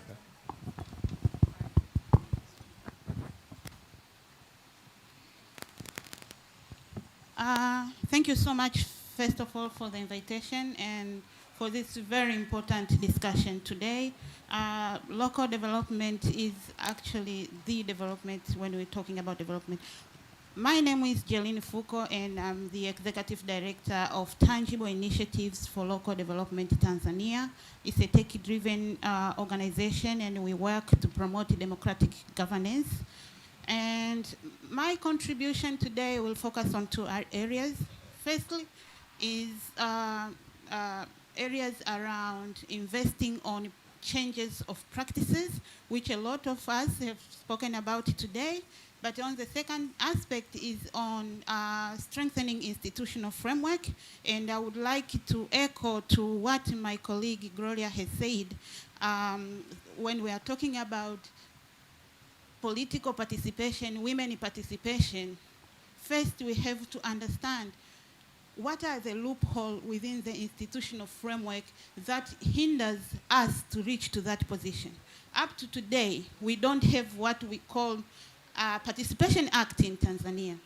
Now, Gloria was talking about how do we get it to have regional commissioners, district commissioners, if we don't even have a law in itself which sets roles, responsibilities, but also give us confidence to hold accountable the custodian when participation is really not guaranteed. Today, if you wanted to challenge participation, where do you go? Where, I mean, which kind of regulatory framework you will use to question maybe what kind of standard do we have, what kind of goals do we have for ourselves. So I feel like in all this discussion, we always overlook this very important process, which might not be the solution, however, might be a trigger point for a lot of reflection and discussion when we are starting discussing of how can we have that law. The second thing that I have learned through the work we are doing, which is linking members of parliament with citizens through a technological tool called the Bunge Forum, is when we are talking about political participation at the local level, the people who want to take that position have expectations. They have the reasons behind taking this position. There might be many, but one of them might be what kind of change or reforms they should expect by them taking leadership role at the local level. Now, there is a disconnection between some of this expectation at the local level and the police reform at the national level. Today, if I wanted to be a village councillor, and maybe I wanted to improve access to clean and safe water, I can start talking about it, but how you know, the budget is set at the national level. So what are the mechanisms that these voices can feel like they are reaching out and coming back to influence these reforms? And the last thing is about election expenses, which I'm not talking about the big election expenses, very, very small issues when it comes to, for example, I want to be a local leader, or I want to be a member of parliament. For a woman in a village to go and access the form, which is 100,000 shillings, it's very, very expensive. How are we going to start talking about deliberately setting mechanisms for women to access political institutions cheaply? Yeah, thank you so much.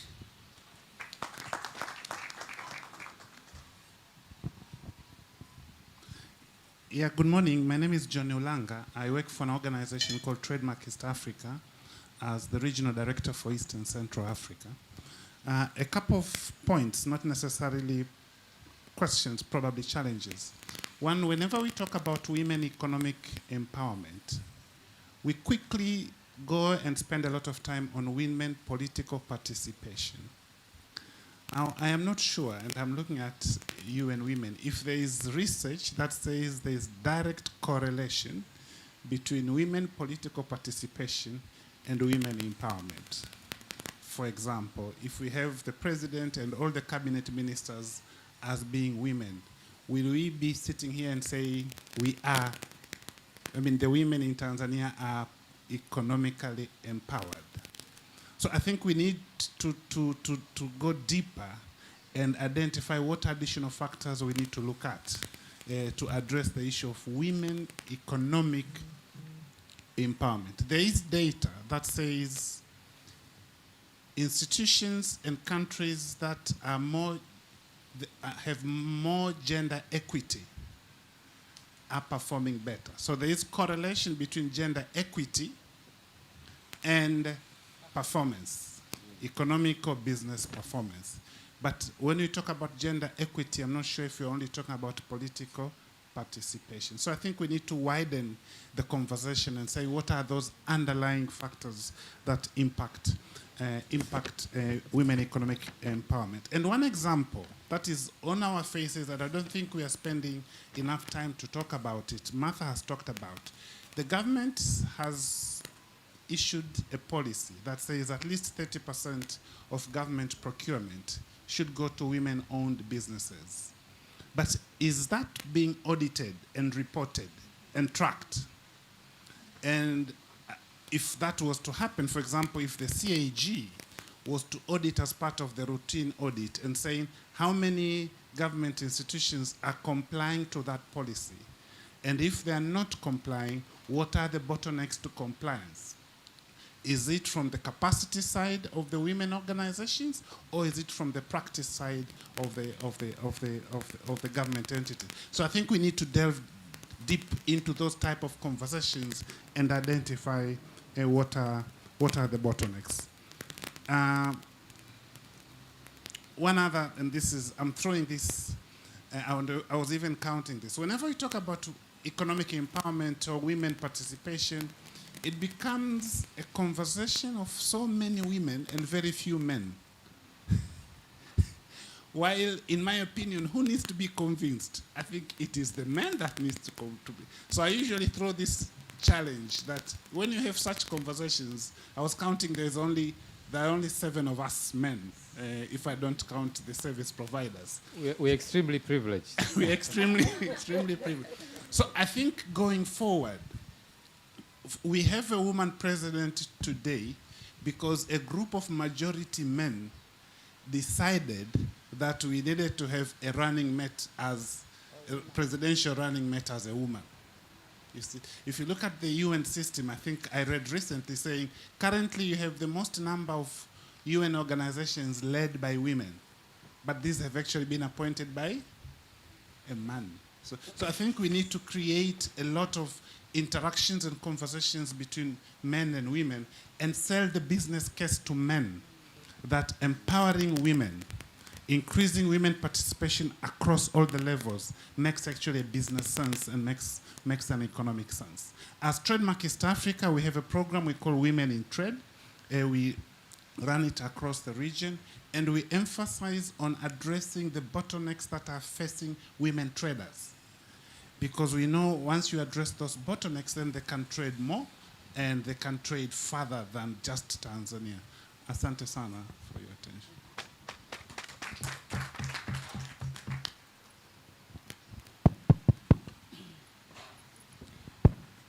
My name was Magdalena Honest.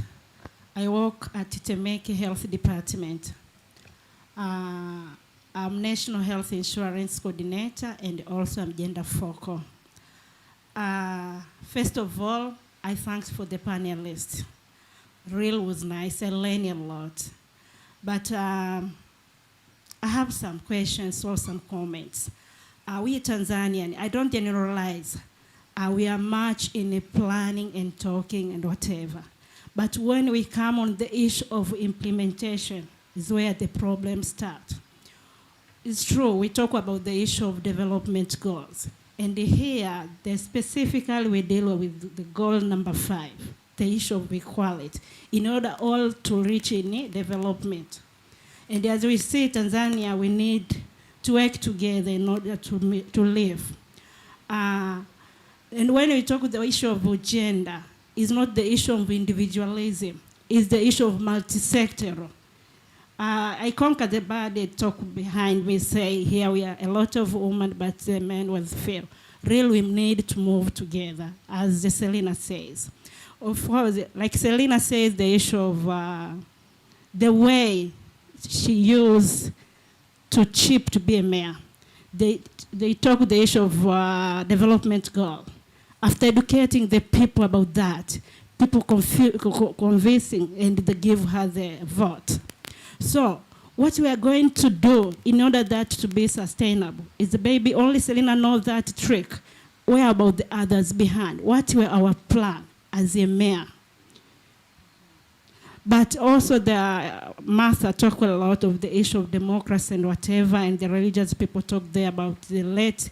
I saw the minister talk about the people of Tabora boys of the issue of that. They say the one which we do bad is to make the one who colonialized us to write the history of Tanzania. We are supposed to write our history. Maybe that of the issue of late maybe will not be behind. Maybe we'll put it on front. So with this forum, we need to move or to live with something strong. What we are going to do. We are good in talking. When we see the issue of religions, the religious people say, let's be back at 30 years back, not 5. Okay, 30 years. What we are going to do at that 30 years? What are the good and what are the bad? What will make us to move?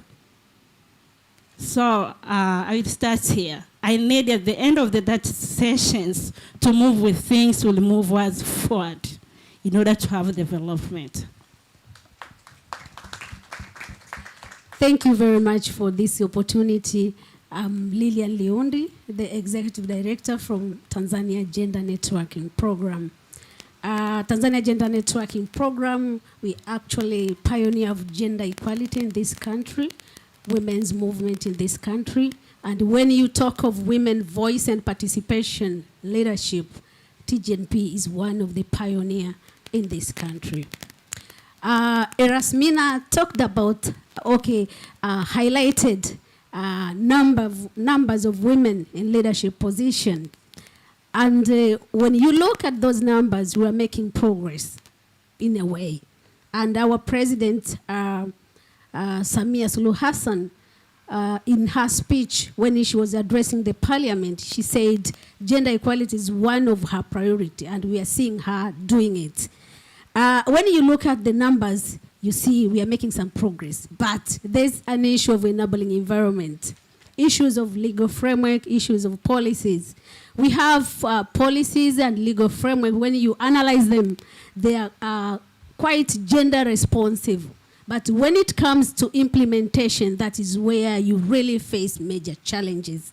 That we have, like Political Parties Act. There's a clause that tells political parties to put gender equality in their structures, their policies, their guidelines. But it is not being implemented. And when you look at the commitment that our country committed, international, regional, and national, it is impressive, but implementation. And when we talk of implementation, looking at 30% representation of women in leadership, special seats, there's a lot of gaps in these special seats. So Gloria talked about the constitution. I think we need the issue of constitution to be addressed. Because even women movement in Tanzania, when we look at special seats, there are so many gaps. These women in special seats, they don't have constituent fund. They cannot even they cannot even vie for certain position in the parliament and councils. And as a women movement in Tanzania, we are really demanding that we need to transform the issue of special seats. And talking of implementation, the issue of financing. How much are we investing as a country for issues of advancing gender equality and women's empowerment in this country? And here I'll talk about gender responsive budgeting, which we have been singing for quite a long time. How do we allocate resources to address the commitment that the gender objective that we committed as a country, but also development partners? The issue of gender responsive budgeting is also for development partners. When you read researches, you find also the amount that is allocated to address gender issues or to advance gender equality is minimal. So we need them to rethink. Because when you talk of gender equality, you are talking of inclusive and sustainable development.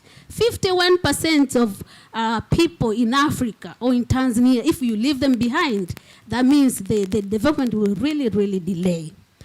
I'd like to talk about balancing national women representation in leadership vis-a-vis grassroots. We need both levels. We have been working with grassroots women. We have been, and community at large, and also at national level. At national level, when you talk of parliamentarians, they're the one dealing with these laws, these policies that are discriminatory to women. So we need them so that they can raise their voices. They can challenge those laws, legal framework, those policies. But at grassroots level, there's really, really a good fertile ground for grooming leaders. We have seen the areas that we operate as TGNP. When you sensitize community, when community understand, they vote for women. The areas that you worked as TGNP in 2015, the representation, the number of women representation increased from 5.5 to 8.5%.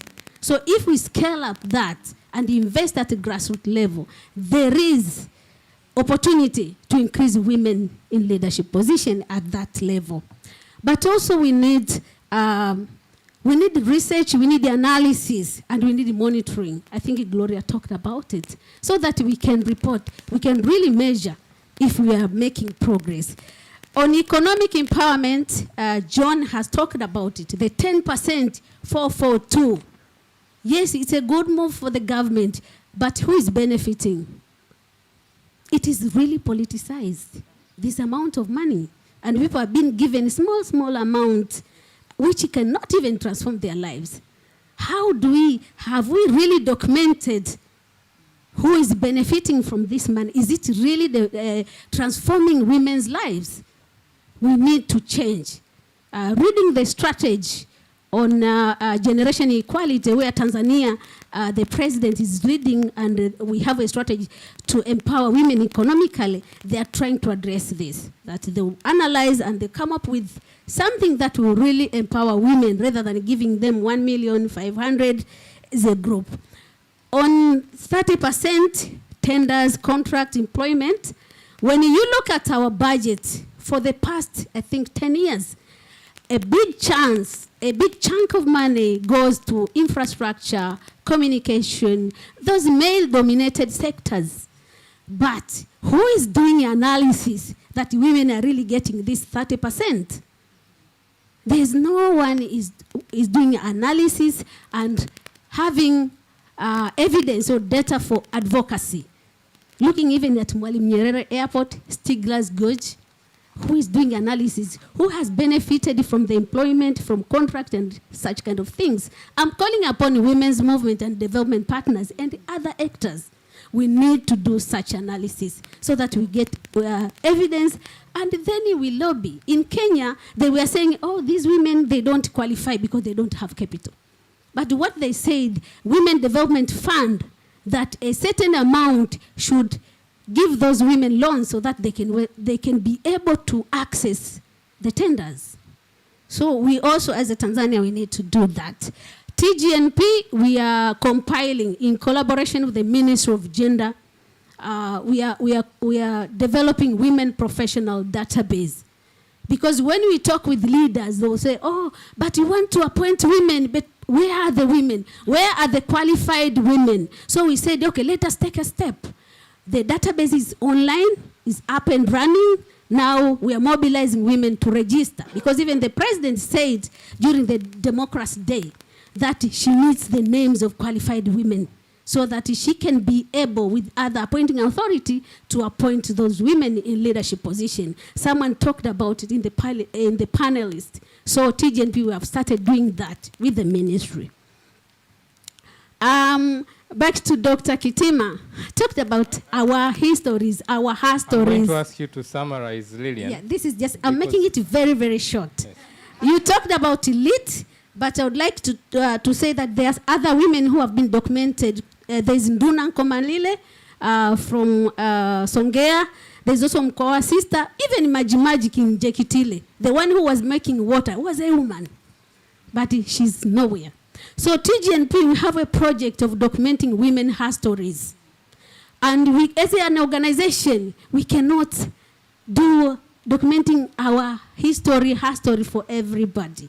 So we are calling upon other actors to come together with us so that we can document our own stories. Our contribution to develop is very, very important.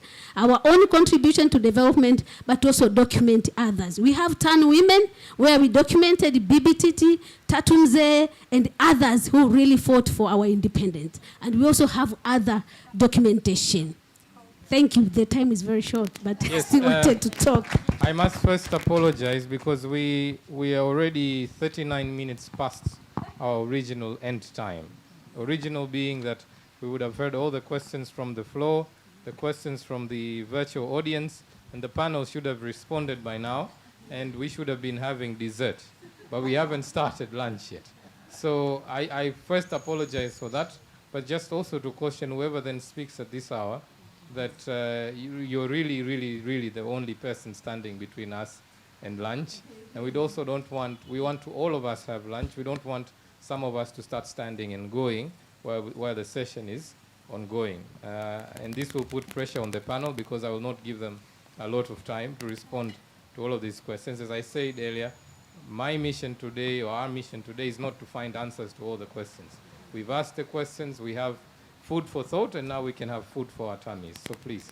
Thank you very much. I'll try to be very precise. My name's Faustina Nilan from Evangelical Lutheran Church in Tanzania, working with Gender Justice Program. I would like to talk about three things. One is transformative masculinities that my brother has preempted me, but we really need to harness the role of men in this movement to ensure women empowerment in all spheres of life. And here we have a very nice example from from our host, the Swedish Embassy, that in 2018 we did this in Tanga region, where we had the Interfaith Dialogue Forum concerning the positive parenting and fatherhood.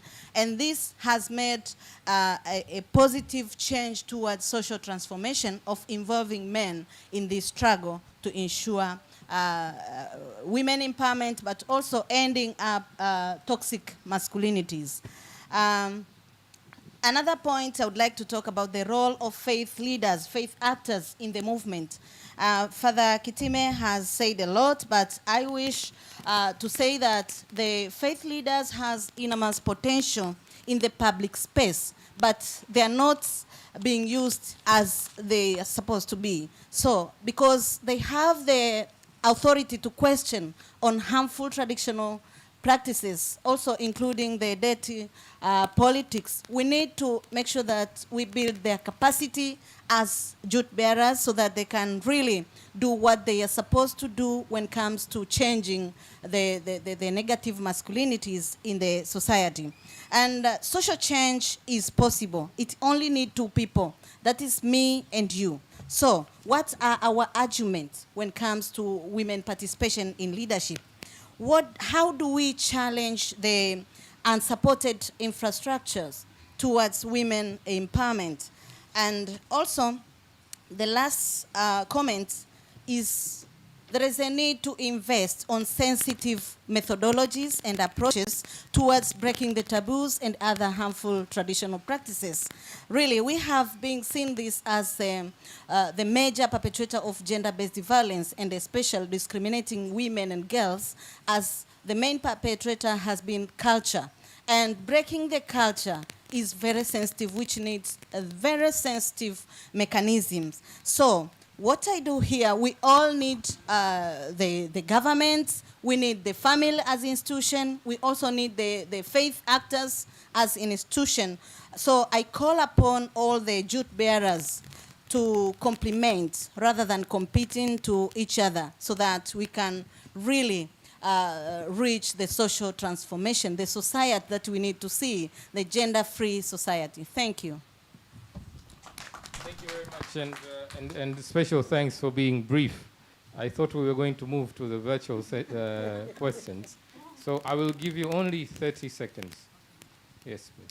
Thank you very much. I wanted to put an emphasis on women's solidarity, because normally people spread rumor that the enemy of a woman is a woman. Though I understand an enemy is any human being.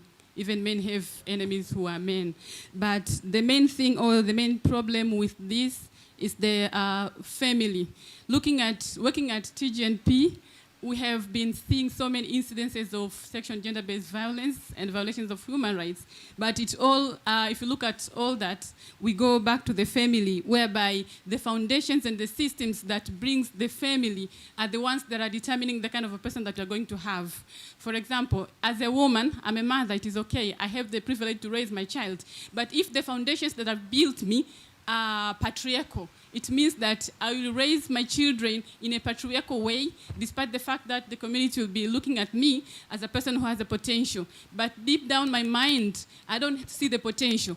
I only see that this is the way I should raise the kid. So with that, I look forward to pleading the religious leaders. I understand politicians also do bow to to religious leaders. So if religious leaders will break the norms, and voice up and speak the truth, it will help to reduce incidences of gender-based violence, violation of human rights. And also, I was talking about stories to tell. I understand from the household level, we are talking about empowerment in a holistic way, that we need leaders, but there are times when you find a husband doesn't want a wife to be a leader. But if the sister wants to be a member of parliament, he will say, yes, that's my sister. Why not your wife? And let's say if a sister wants to be an international or a great businesswoman, he would say, yes, I can even give you capital. Why not your wife? So apart from that, I'm talking about the channel of raising a human being, agents of socialization. So if at home I am raised to see that my mother cannot be a leader, my mother cannot be a big business person, I go to church, or I cannot talk much about the Muslim religion, I don't have the quotes, but I go to church, I hear a priest talking about Moses and Aaron, but they don't talk about Miriam. But when I go to the Bible, they are there in the queue. I hear them talking about, let's say, Paul and Silas. I don't hear them talking about Lydia.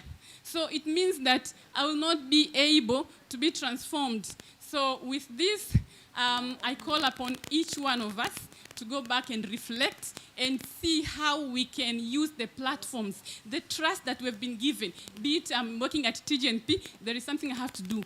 Be it I'm working as a priest, there is something I have to do. And for Christians, I don't remember the verse, but like, beloved, I pray that you succeed as your souls succeeds. That means success starts from within.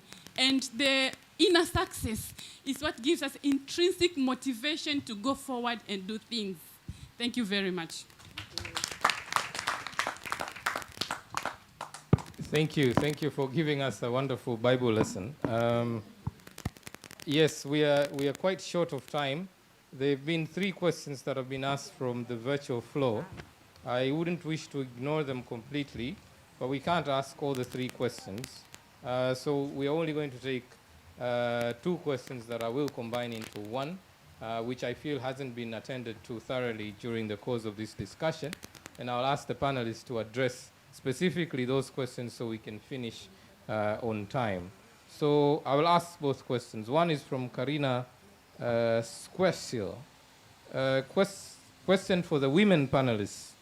How do you talk about policies to tackle violence against women in Tanzania in a male-dominated political structure? A related question from Catherine Valence is, what are your views on the role of men police arresting women during political activities, as has happened this week in Simiyu region and similarly in Coast region? So let's tackle that question on violence as an important obstacle for full participation of women in politics from the panel, and then I will give each one of you 1.5 minutes to just do your closing remarks, so that I can invite Bishop Shaw to also share some parting reflections. Karibu, let's start with Martha, so that you don't eat everybody else's time. No.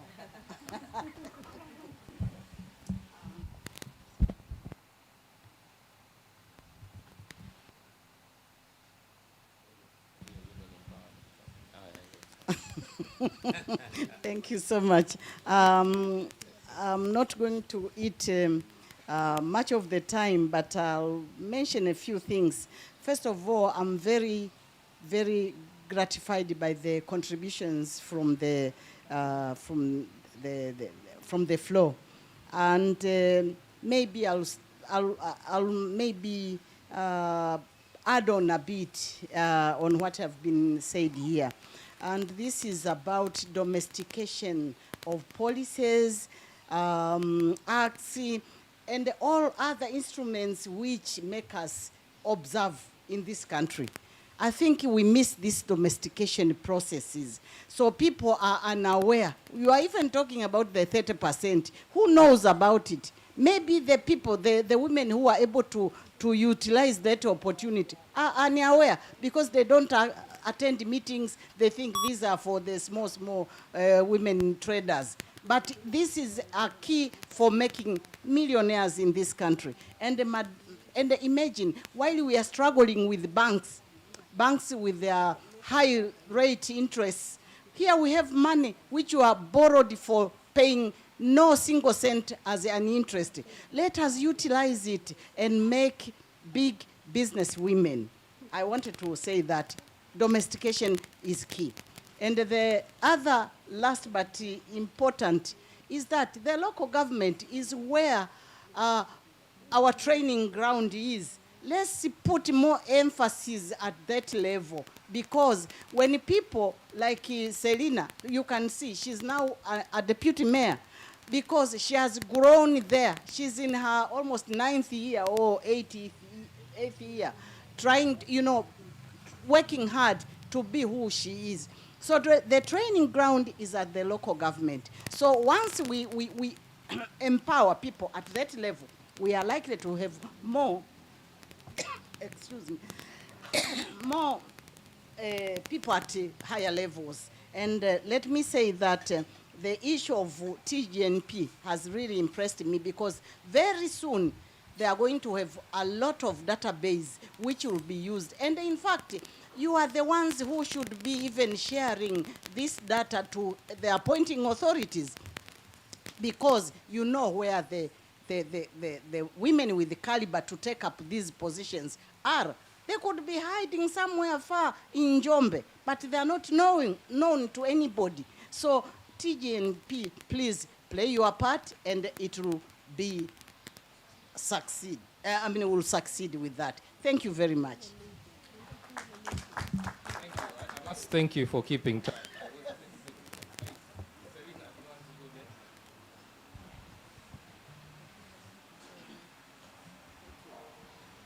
Asante. Mi napenda pia nishukuru kwa michango mbalimbali iliyotolewa na washiriki kwenye session hii, lakini napenda kureact kidogo pale kwa ndugu zetu wa TGNP. TGNP imefanya kazi kubwa sana, na mimi ni shahidi kwenye kuempower wanawake wakati wa uchaguzi. Lakini pia tulizungumzia kuhusu 10% ya own source collection na ile 30% ya procurement za serikali. Ni kwamba kwanza kwenye procurement za serikali ni kwamba wanawake tumeachwa sana kwenye masuala ya technology. Sasa hivi serikali inatumia mifumo kutangaza zile tenda kwenye TANEP, ujiunge SWIGIPSA na nini. Wanawake hapo wako mbali. Kwa hiyo still hicho kitu kipo, lakini bado wanawake hawajanufaika vya kutosha. Lakini ni translate kwanza. Yes, Selina is making a very important observation about how the adoption of e-government and particularly e-procurement has actually contributed to leaving women behind when it comes to accessing government contracts, because most of the government procurement is currently being done through the GIPSA, the Government Procurement Services Agency, which is virtually run, and therefore as more and more women have limited access to such technology, they are unable to bid for such procurement. Lakini pia pale kwenye 10% za mapato ya halmashauri ya own source, huko nyuma kabla haijawa sheria rasmi ya hii kutenga 10%, changamoto zilikuwa kubwa. Halmashauri zilikuwa zinatenga kiwango kidogo zaidi kulinganisha na mapato yanayopatikana. Unakuta let's say labda halmashauri inakusanya, nitoe mfano, bilioni 5. Bilioni 5 ukitaka utenge 10% manake ni milioni 500. Lakini unakuta wanatenga labda let's say milioni 15. Anayepata ajulikane, anayekosa ajulikane. Lakini tangu imekuwa sheria, nimeona katika halmashauri nyingi ikiwemo halmashauri ya mji wa Kibaha wanatenga kiwango sahihi, na already ile habari ya kutoa mikopo ya shilingi 500,000, milioni 1 imefutwa. Sasa hivi watu wanapata kuanzia milioni 5, milioni 10, na kikundi ambacho nimekisimamia mimi cha vijana kimepewa milioni 27. Wameanzisha kiwanda kidogo ambacho wanatengeneza mashine mbalimbali pale Kibaha, na zinauzwa mashine mpaka mikoani. Kwa hiyo unaweza kuona mfano wa hiyo mafanikio kwenye 10%. Wakati mwingine tusizungumzie sana kushindwa, tuzungumzie na mafanikio ambayo tunayaona. Asante sana. Thank you very much. Selina is reminding us to not forget that indeed we have made progress, notwithstanding the many challenges. And she's given a particular example of the 10% rule that has now allowed women to access financing from local councils. And there's been success in that women are able to access more significant capital than was in the past when this was not part of official policy. Thank you very much, Selina. Let's move on quickly to Erasmina, please. Thank you. Thank you, Deus. I think I'll join hands to really congratulate the organizers. I think it was quite a very useful platform.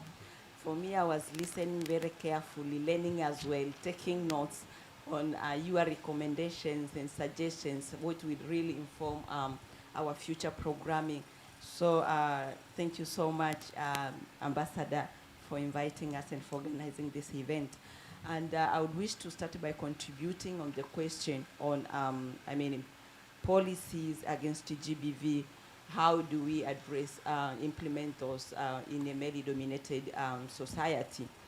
For me, real, as others have said, we have legal frameworks in place. We have SOSPA, which is quite somehow addresses quite a lot of issues around sexual offenses for women in Tanzania. We have other policies, National Action Plan on Violence Against Women and Children. So the issue of implementation, for me, the way I look at it, it requires efforts of everybody. Because, it requires the women and girls to come forward first to report about the incidences of GBV. So how are we strengthening capacities of women and girls so that they're able to come forward freely to go to police stations, but also the role of police stations. A lot is happening. We have gender and children desks within police stations at the moment, trying to really make sure the environment is conducive for women and girls to report these incidences. And there is a role of judiciary. There is a role for legal aid providers. There is a role for our religious leaders in terms of awareness raising, changing the perception about that. For example, GBV issues should be discussed at the family level, that the stigma around it, the silence around it, we should really try to raise awareness so that people are coming forward to report, but also later on to give evidence. So I think it requires efforts of everybody if we really want to eradicate gender-based violence in Tanzania. So overall, I think a lot have been discussed. Challenges, what I can say, listening to this conversation, we have a lot still to address jointly if we really wish to improve women's representation and participation in leadership and decision-making at different levels. We have issues related to legal framework, policies at the households, the social norms, the gender roles that we've ascribed to our men and women, girls and boys in our families, in our communities. We really need to change also. We need that overall transformation of the community, of the society, in order to be able to promote the, women's rights generally, but also to provide that space for women to be able to engage in leadership and participation. For me, looking at the grassroots level and the issue that lady from Femina HIP raised, we really need to look at both formal and informal structures. For example, what is the role of community development officers? What is the role of social workers, the women leaders in SACCOs, AMCOs, all those grassroots networks? What role are they really playing to ensure that we are nurturing girls from family level, from schools, the role of teachers, the role of community facilitators at the village level, to really start slowly engaging girls, ensuring that girls' participation is part and parcel of various community programs at the local level. So I see different roles and functions to be played by different actors. But also, John has raised a question to UN Women specifically, and if you allow me to respond to that quickly, around women's economic empowerment and the relationship with women's leadership and political participation. After working in this field for almost 15 years at the moment, really there is a core relationship. Although empowering women economically, it might not have that direct contribution, although as others, as Lydian spoke earlier, issues around the gender-responsive policies as well. We spoke about issues around environment on trade to ensure that women access market and all that. So I think there are different roles to be played by different actors, but I think also in women's economic empowerment, strategically, we need to identify sectors where we have more women involved, like agriculture sector, tourism sector, in the mining sector, these big sectors that are contributing to the GDP. What is the role of women in all that, the entire value chain? I mean, the issues of access to market quality products and all that. So, I mean, it really requires a lot, as I said, but I think working jointly, we will be able to address the challenges, the issues around building confidence for women. I mean, mentorship programs for women, including at quite an early stage at home, either through teachings in churches, colleagues have said, in schools, I mean, in madrasas, in different platforms. How are we starting mainstreaming this conversation to ensure girls are given voices at different levels, which later on will scale up to the national level? But at the same time, from the national level, I mean, what kind of legislations and policies are adopted to ensure also they provide space for women and girls to be able to engage? So thank you so much, Balos and all the organizers for inviting me. It was really a good pleasure. Father Kitima, please, the privilege is yours. Thank you. Thank you very much. Thank you for good questions and inputs on panelists' presentations. So, if I may go to our mayor of Temeke on solidarity. In order to form a solidarity that is effective for promoting women participation in politics, we must have specific agenda which touch their family, as I see in Tanzania, their family lives. I think what is missing is agenda. Why should we be in solidarity? Just to take someone to the power so that we have a minister woman? No. What is this minister going to do? So what is missing me, I think, is having specific agenda. Like during the Democracy Day, it was good to say now we have also to open a space for women who are capable to rule. It was good, but now, how are you going to address the problems of this country, employment, and so forth and so forth? Such things should be explained, and that will make this solidarity meaningful. Otherwise, it creates a solidarity just to be against men, and it will not work because these women are also somewhere under women, under men. Yeah? So they will go to the traditions, they will go to the family, the children will say, but mom, why are you fighting against our father? You know, it will change. Or they will steal like they did in Arumeru. They will steal the voting, you know, you remember the other time during, who is this? Alikuwa anaitwa nani yule kijana? Vijana walienda Nasari. They went and they stole the voting cards so that their mothers didn't go to vote because they were fighting against their fathers. So I think solidarity should be based on agenda. And women are high standard to take part. I think what is needed here, my sister, is capacity building. We have to build the skills and give knowledge to the women about leadership, political leadership, about implementation, like now we have National Development Plan for 5 years. What do you need as a councillor, as our deputy mayor was saying here? What do you need as skills and knowledge in order to implement this national development plan in our village, in our district, and so forth? So capacity building programs really should be given a priority. And we have to invest in promoting young people just graduated or in high school, particularly those who are finishing universities, mentorship programs, etc., etc. On religious leaders and law and so forth, I understand we religious leaders, we deal with the formation of the conscience. That is our responsibility. To do the right thing according to the right laws, according to our human dignity, according to human rights. This is our role in a principle.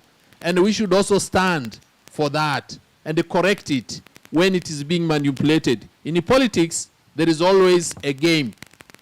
A game of manipulating, taking a chance of someone who is not aware. But we as religious leaders, we should remain non-partisan, but at the same time, we have to stick on the truth.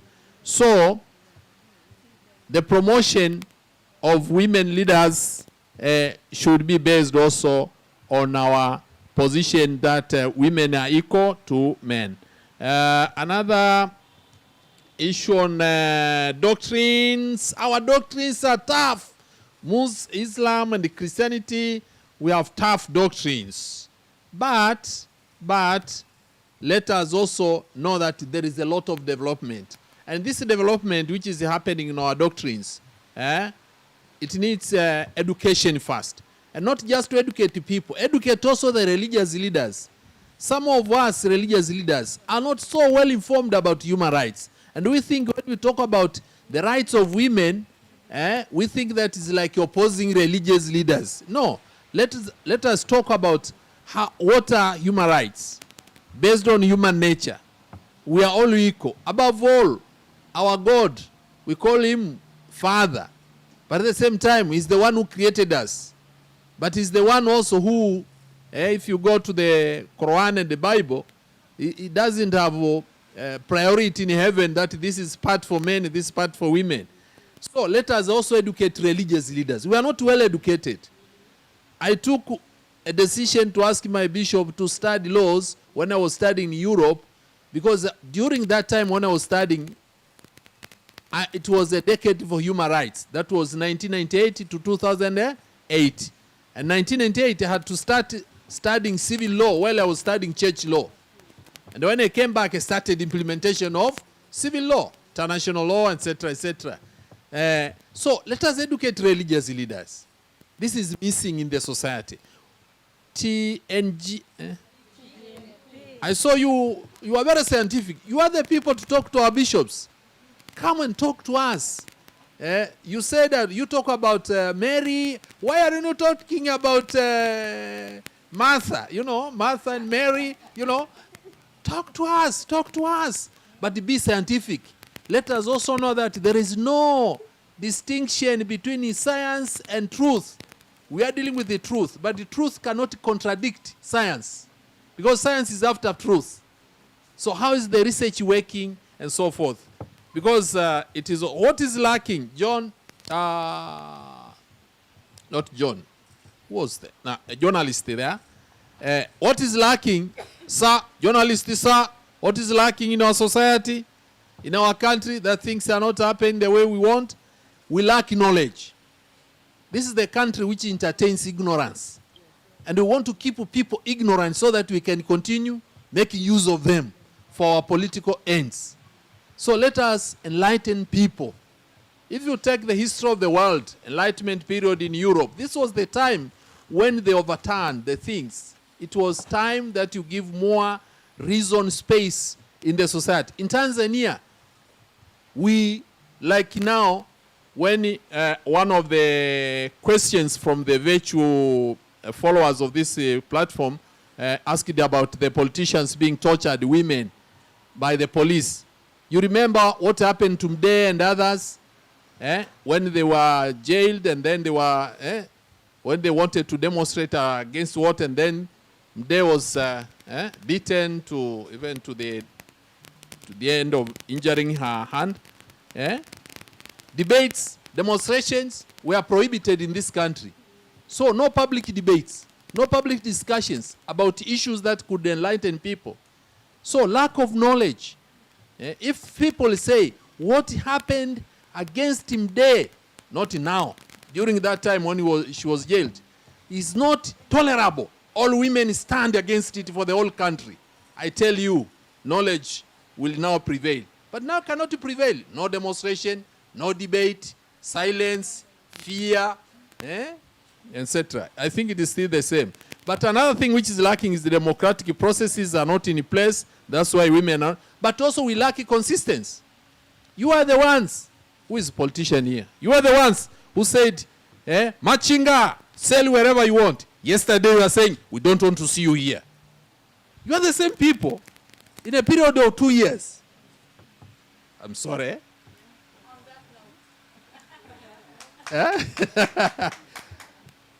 You say, we have conquered corona. Today, please, go to vaccinate. No, please, let us be consistent. We can only be consistent if we are scientific. if we follow best practices that happen in the world. Another thing is the lack of rule of law in this country. We have good laws. Even the constitution we have is good. Gloria, you're a lawyer. You know our constitution is good.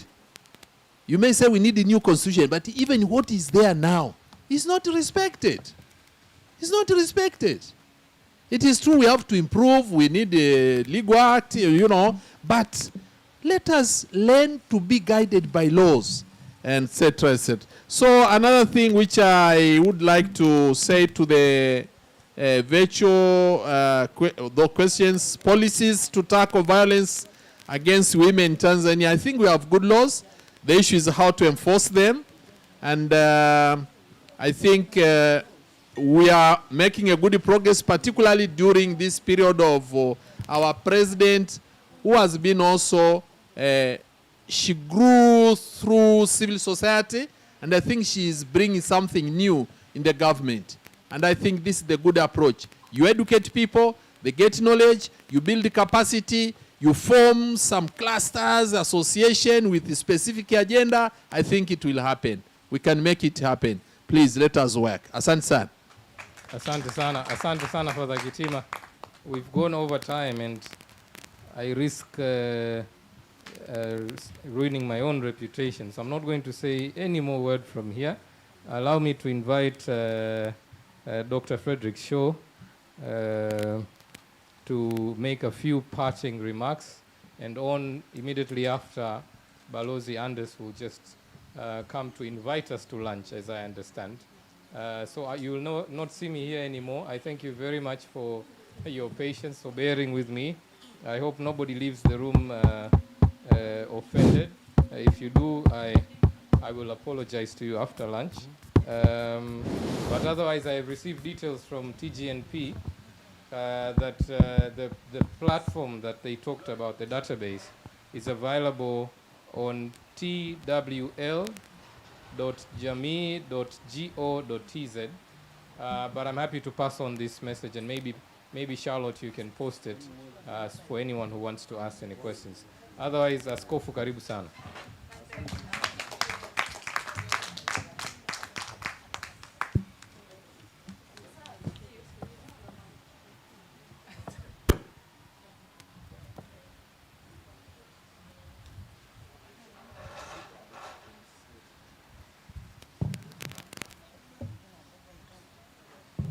Oh. Thank you, moderator. Thank you for that, and I'd like to express my thanks to the Honorable Ambassador. Thank you very much. Thank you, organizers, our panelists, and thank you, participants. It's a great privilege to me to give a few remarks.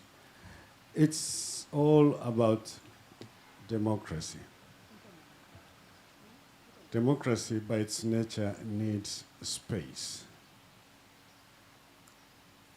And this is one of the rare, I would say, spaces which have been provided to us. I value this initiative very, very much. And I'd like to call upon all Tanzanians, if we want to speak about democratic society, to say no to any attempts to shrink the democratic space. We need platforms like this where we can discuss, where we can express our views and opinions, irrespective of our religions, irrespective of our parties or party affiliations, irrespective of whatever status we have in the society. An open space for all. To achieve the SDGs, there is no way we can avoid speaking about democratic institutions.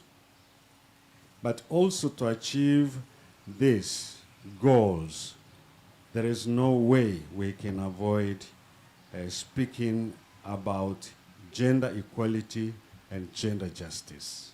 No way. For any sustainable development, we need men and women together. Men and women together.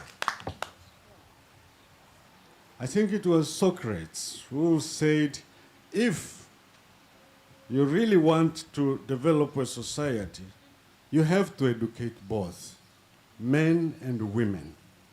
Otherwise, it's like training only one hand, one of your hands to work and leaving the other idle. There's no way you will be able to perform properly. So that's why we as religious leaders, despite all our weaknesses, we have taken the issue of women participation and involvement in the political and economic spheres seriously.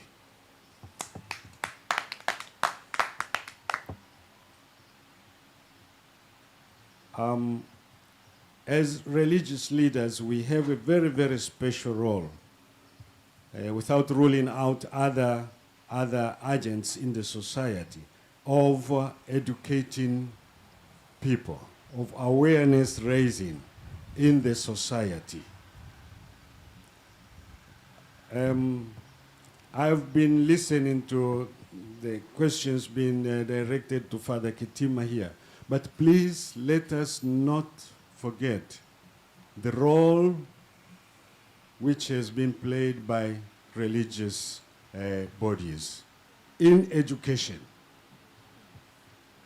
in emphasizing education for girls, equal education for boys, but also in some areas we have gone even further. We today, for example, in my denomination, we have women priests, with something which was unspeakable.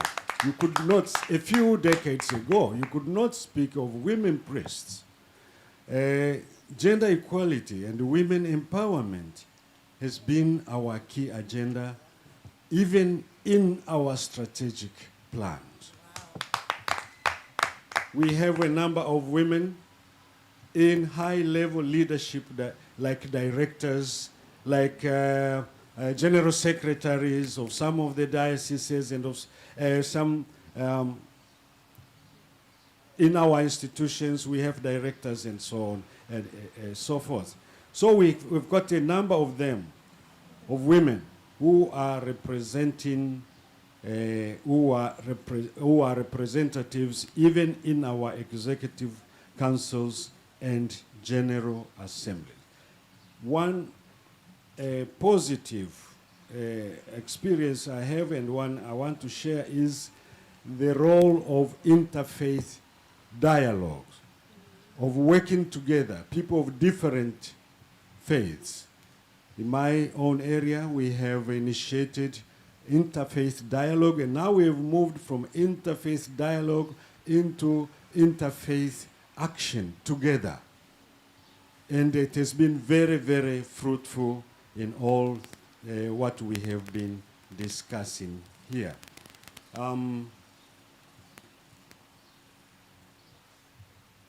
Speaking of women in higher positions, in decision-making positions, I would say Tanzania, so far, we should not neglect the fact that there has been a very positive progress.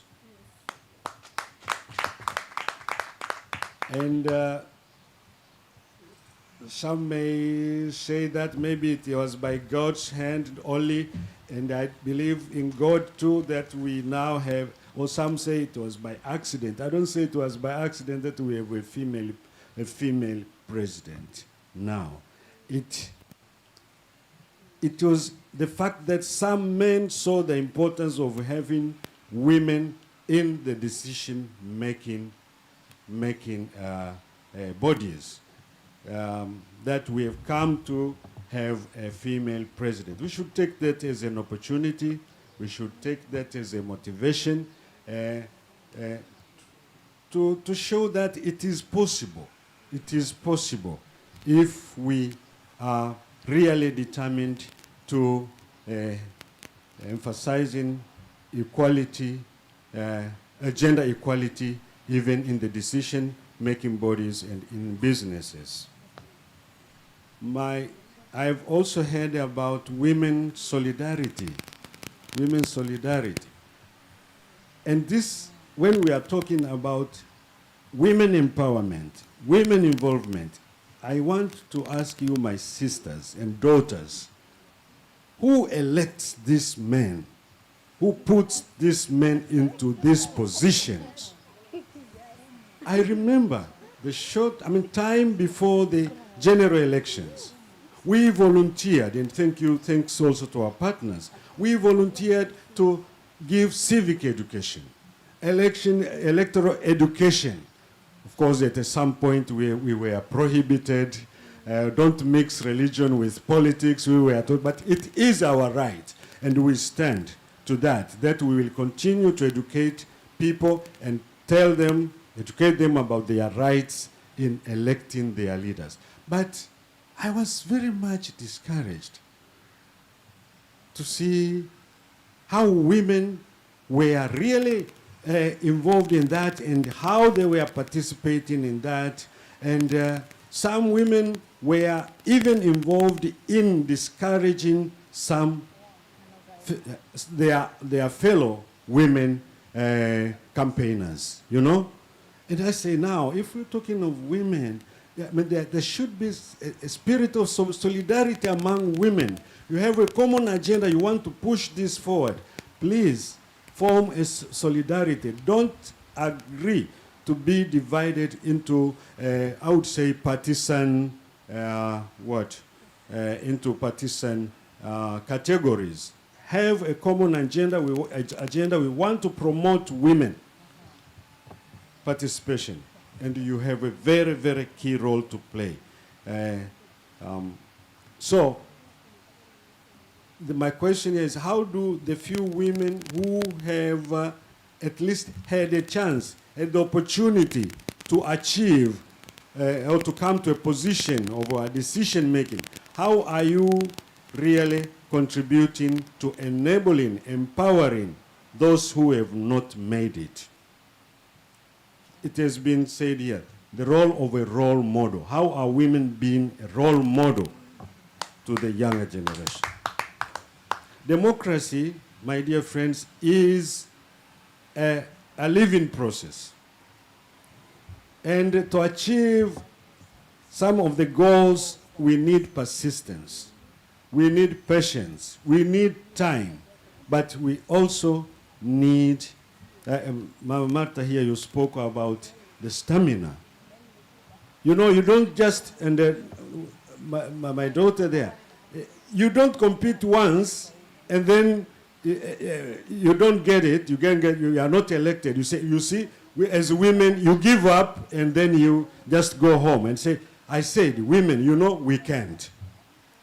You have to be persistent in that, and when we call for a really democratic a society and the place of women and the role of women in participation, we need to be persistent. Keep pushing, keep asking for, keep fighting for that, and never, never give up. It is my trust that and I believe that with this energy, with this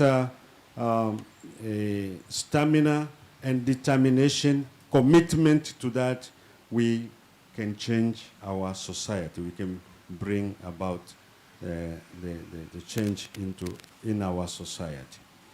A democracy talk like this one we are having here is an opportunity. and it will bear fruits. And that's why I want again to give my special thanks for the ambassador for opening up this space. And thank you for all who have organized this. I would like to see such spaces opening even in the future, more spaces opening in the future. With these few remarks, let me just say, don't never give up, and don't forget that we need a very serious dialogue between men and men in order to be successful even in the issue of women participation and gender equality in our society. Thank you. Thank you very much.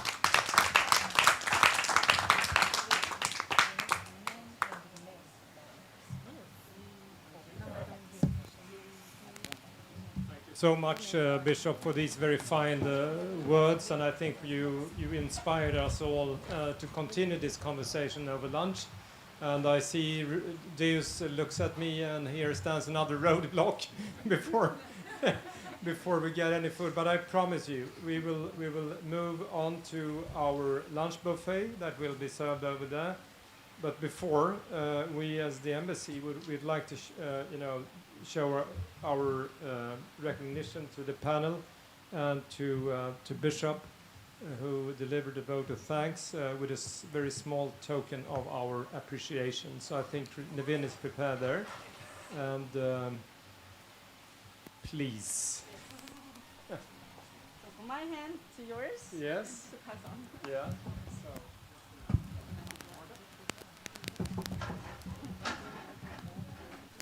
So it says, you can read what it says.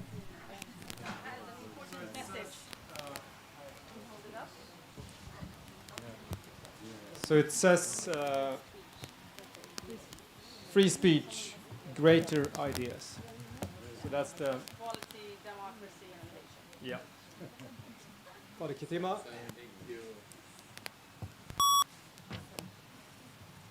Deputy Mayor. Thank you. And Bishop Chu. Thank you so much. So good to have you. Deus! Oh! Some honey. Thank you so much. So thank you all for coming. Continue to enjoy the conversation over lunch. Hope you can stay. We have run over time, but I think it was worth it. We needed to have this conversation. Happy that we could provide this open space for having this conversation. More to come, I say, without promise too much. So, karibu tena, welcome back, välkomna tillbaka. And ladies first, lunch will be served. Thank you so much.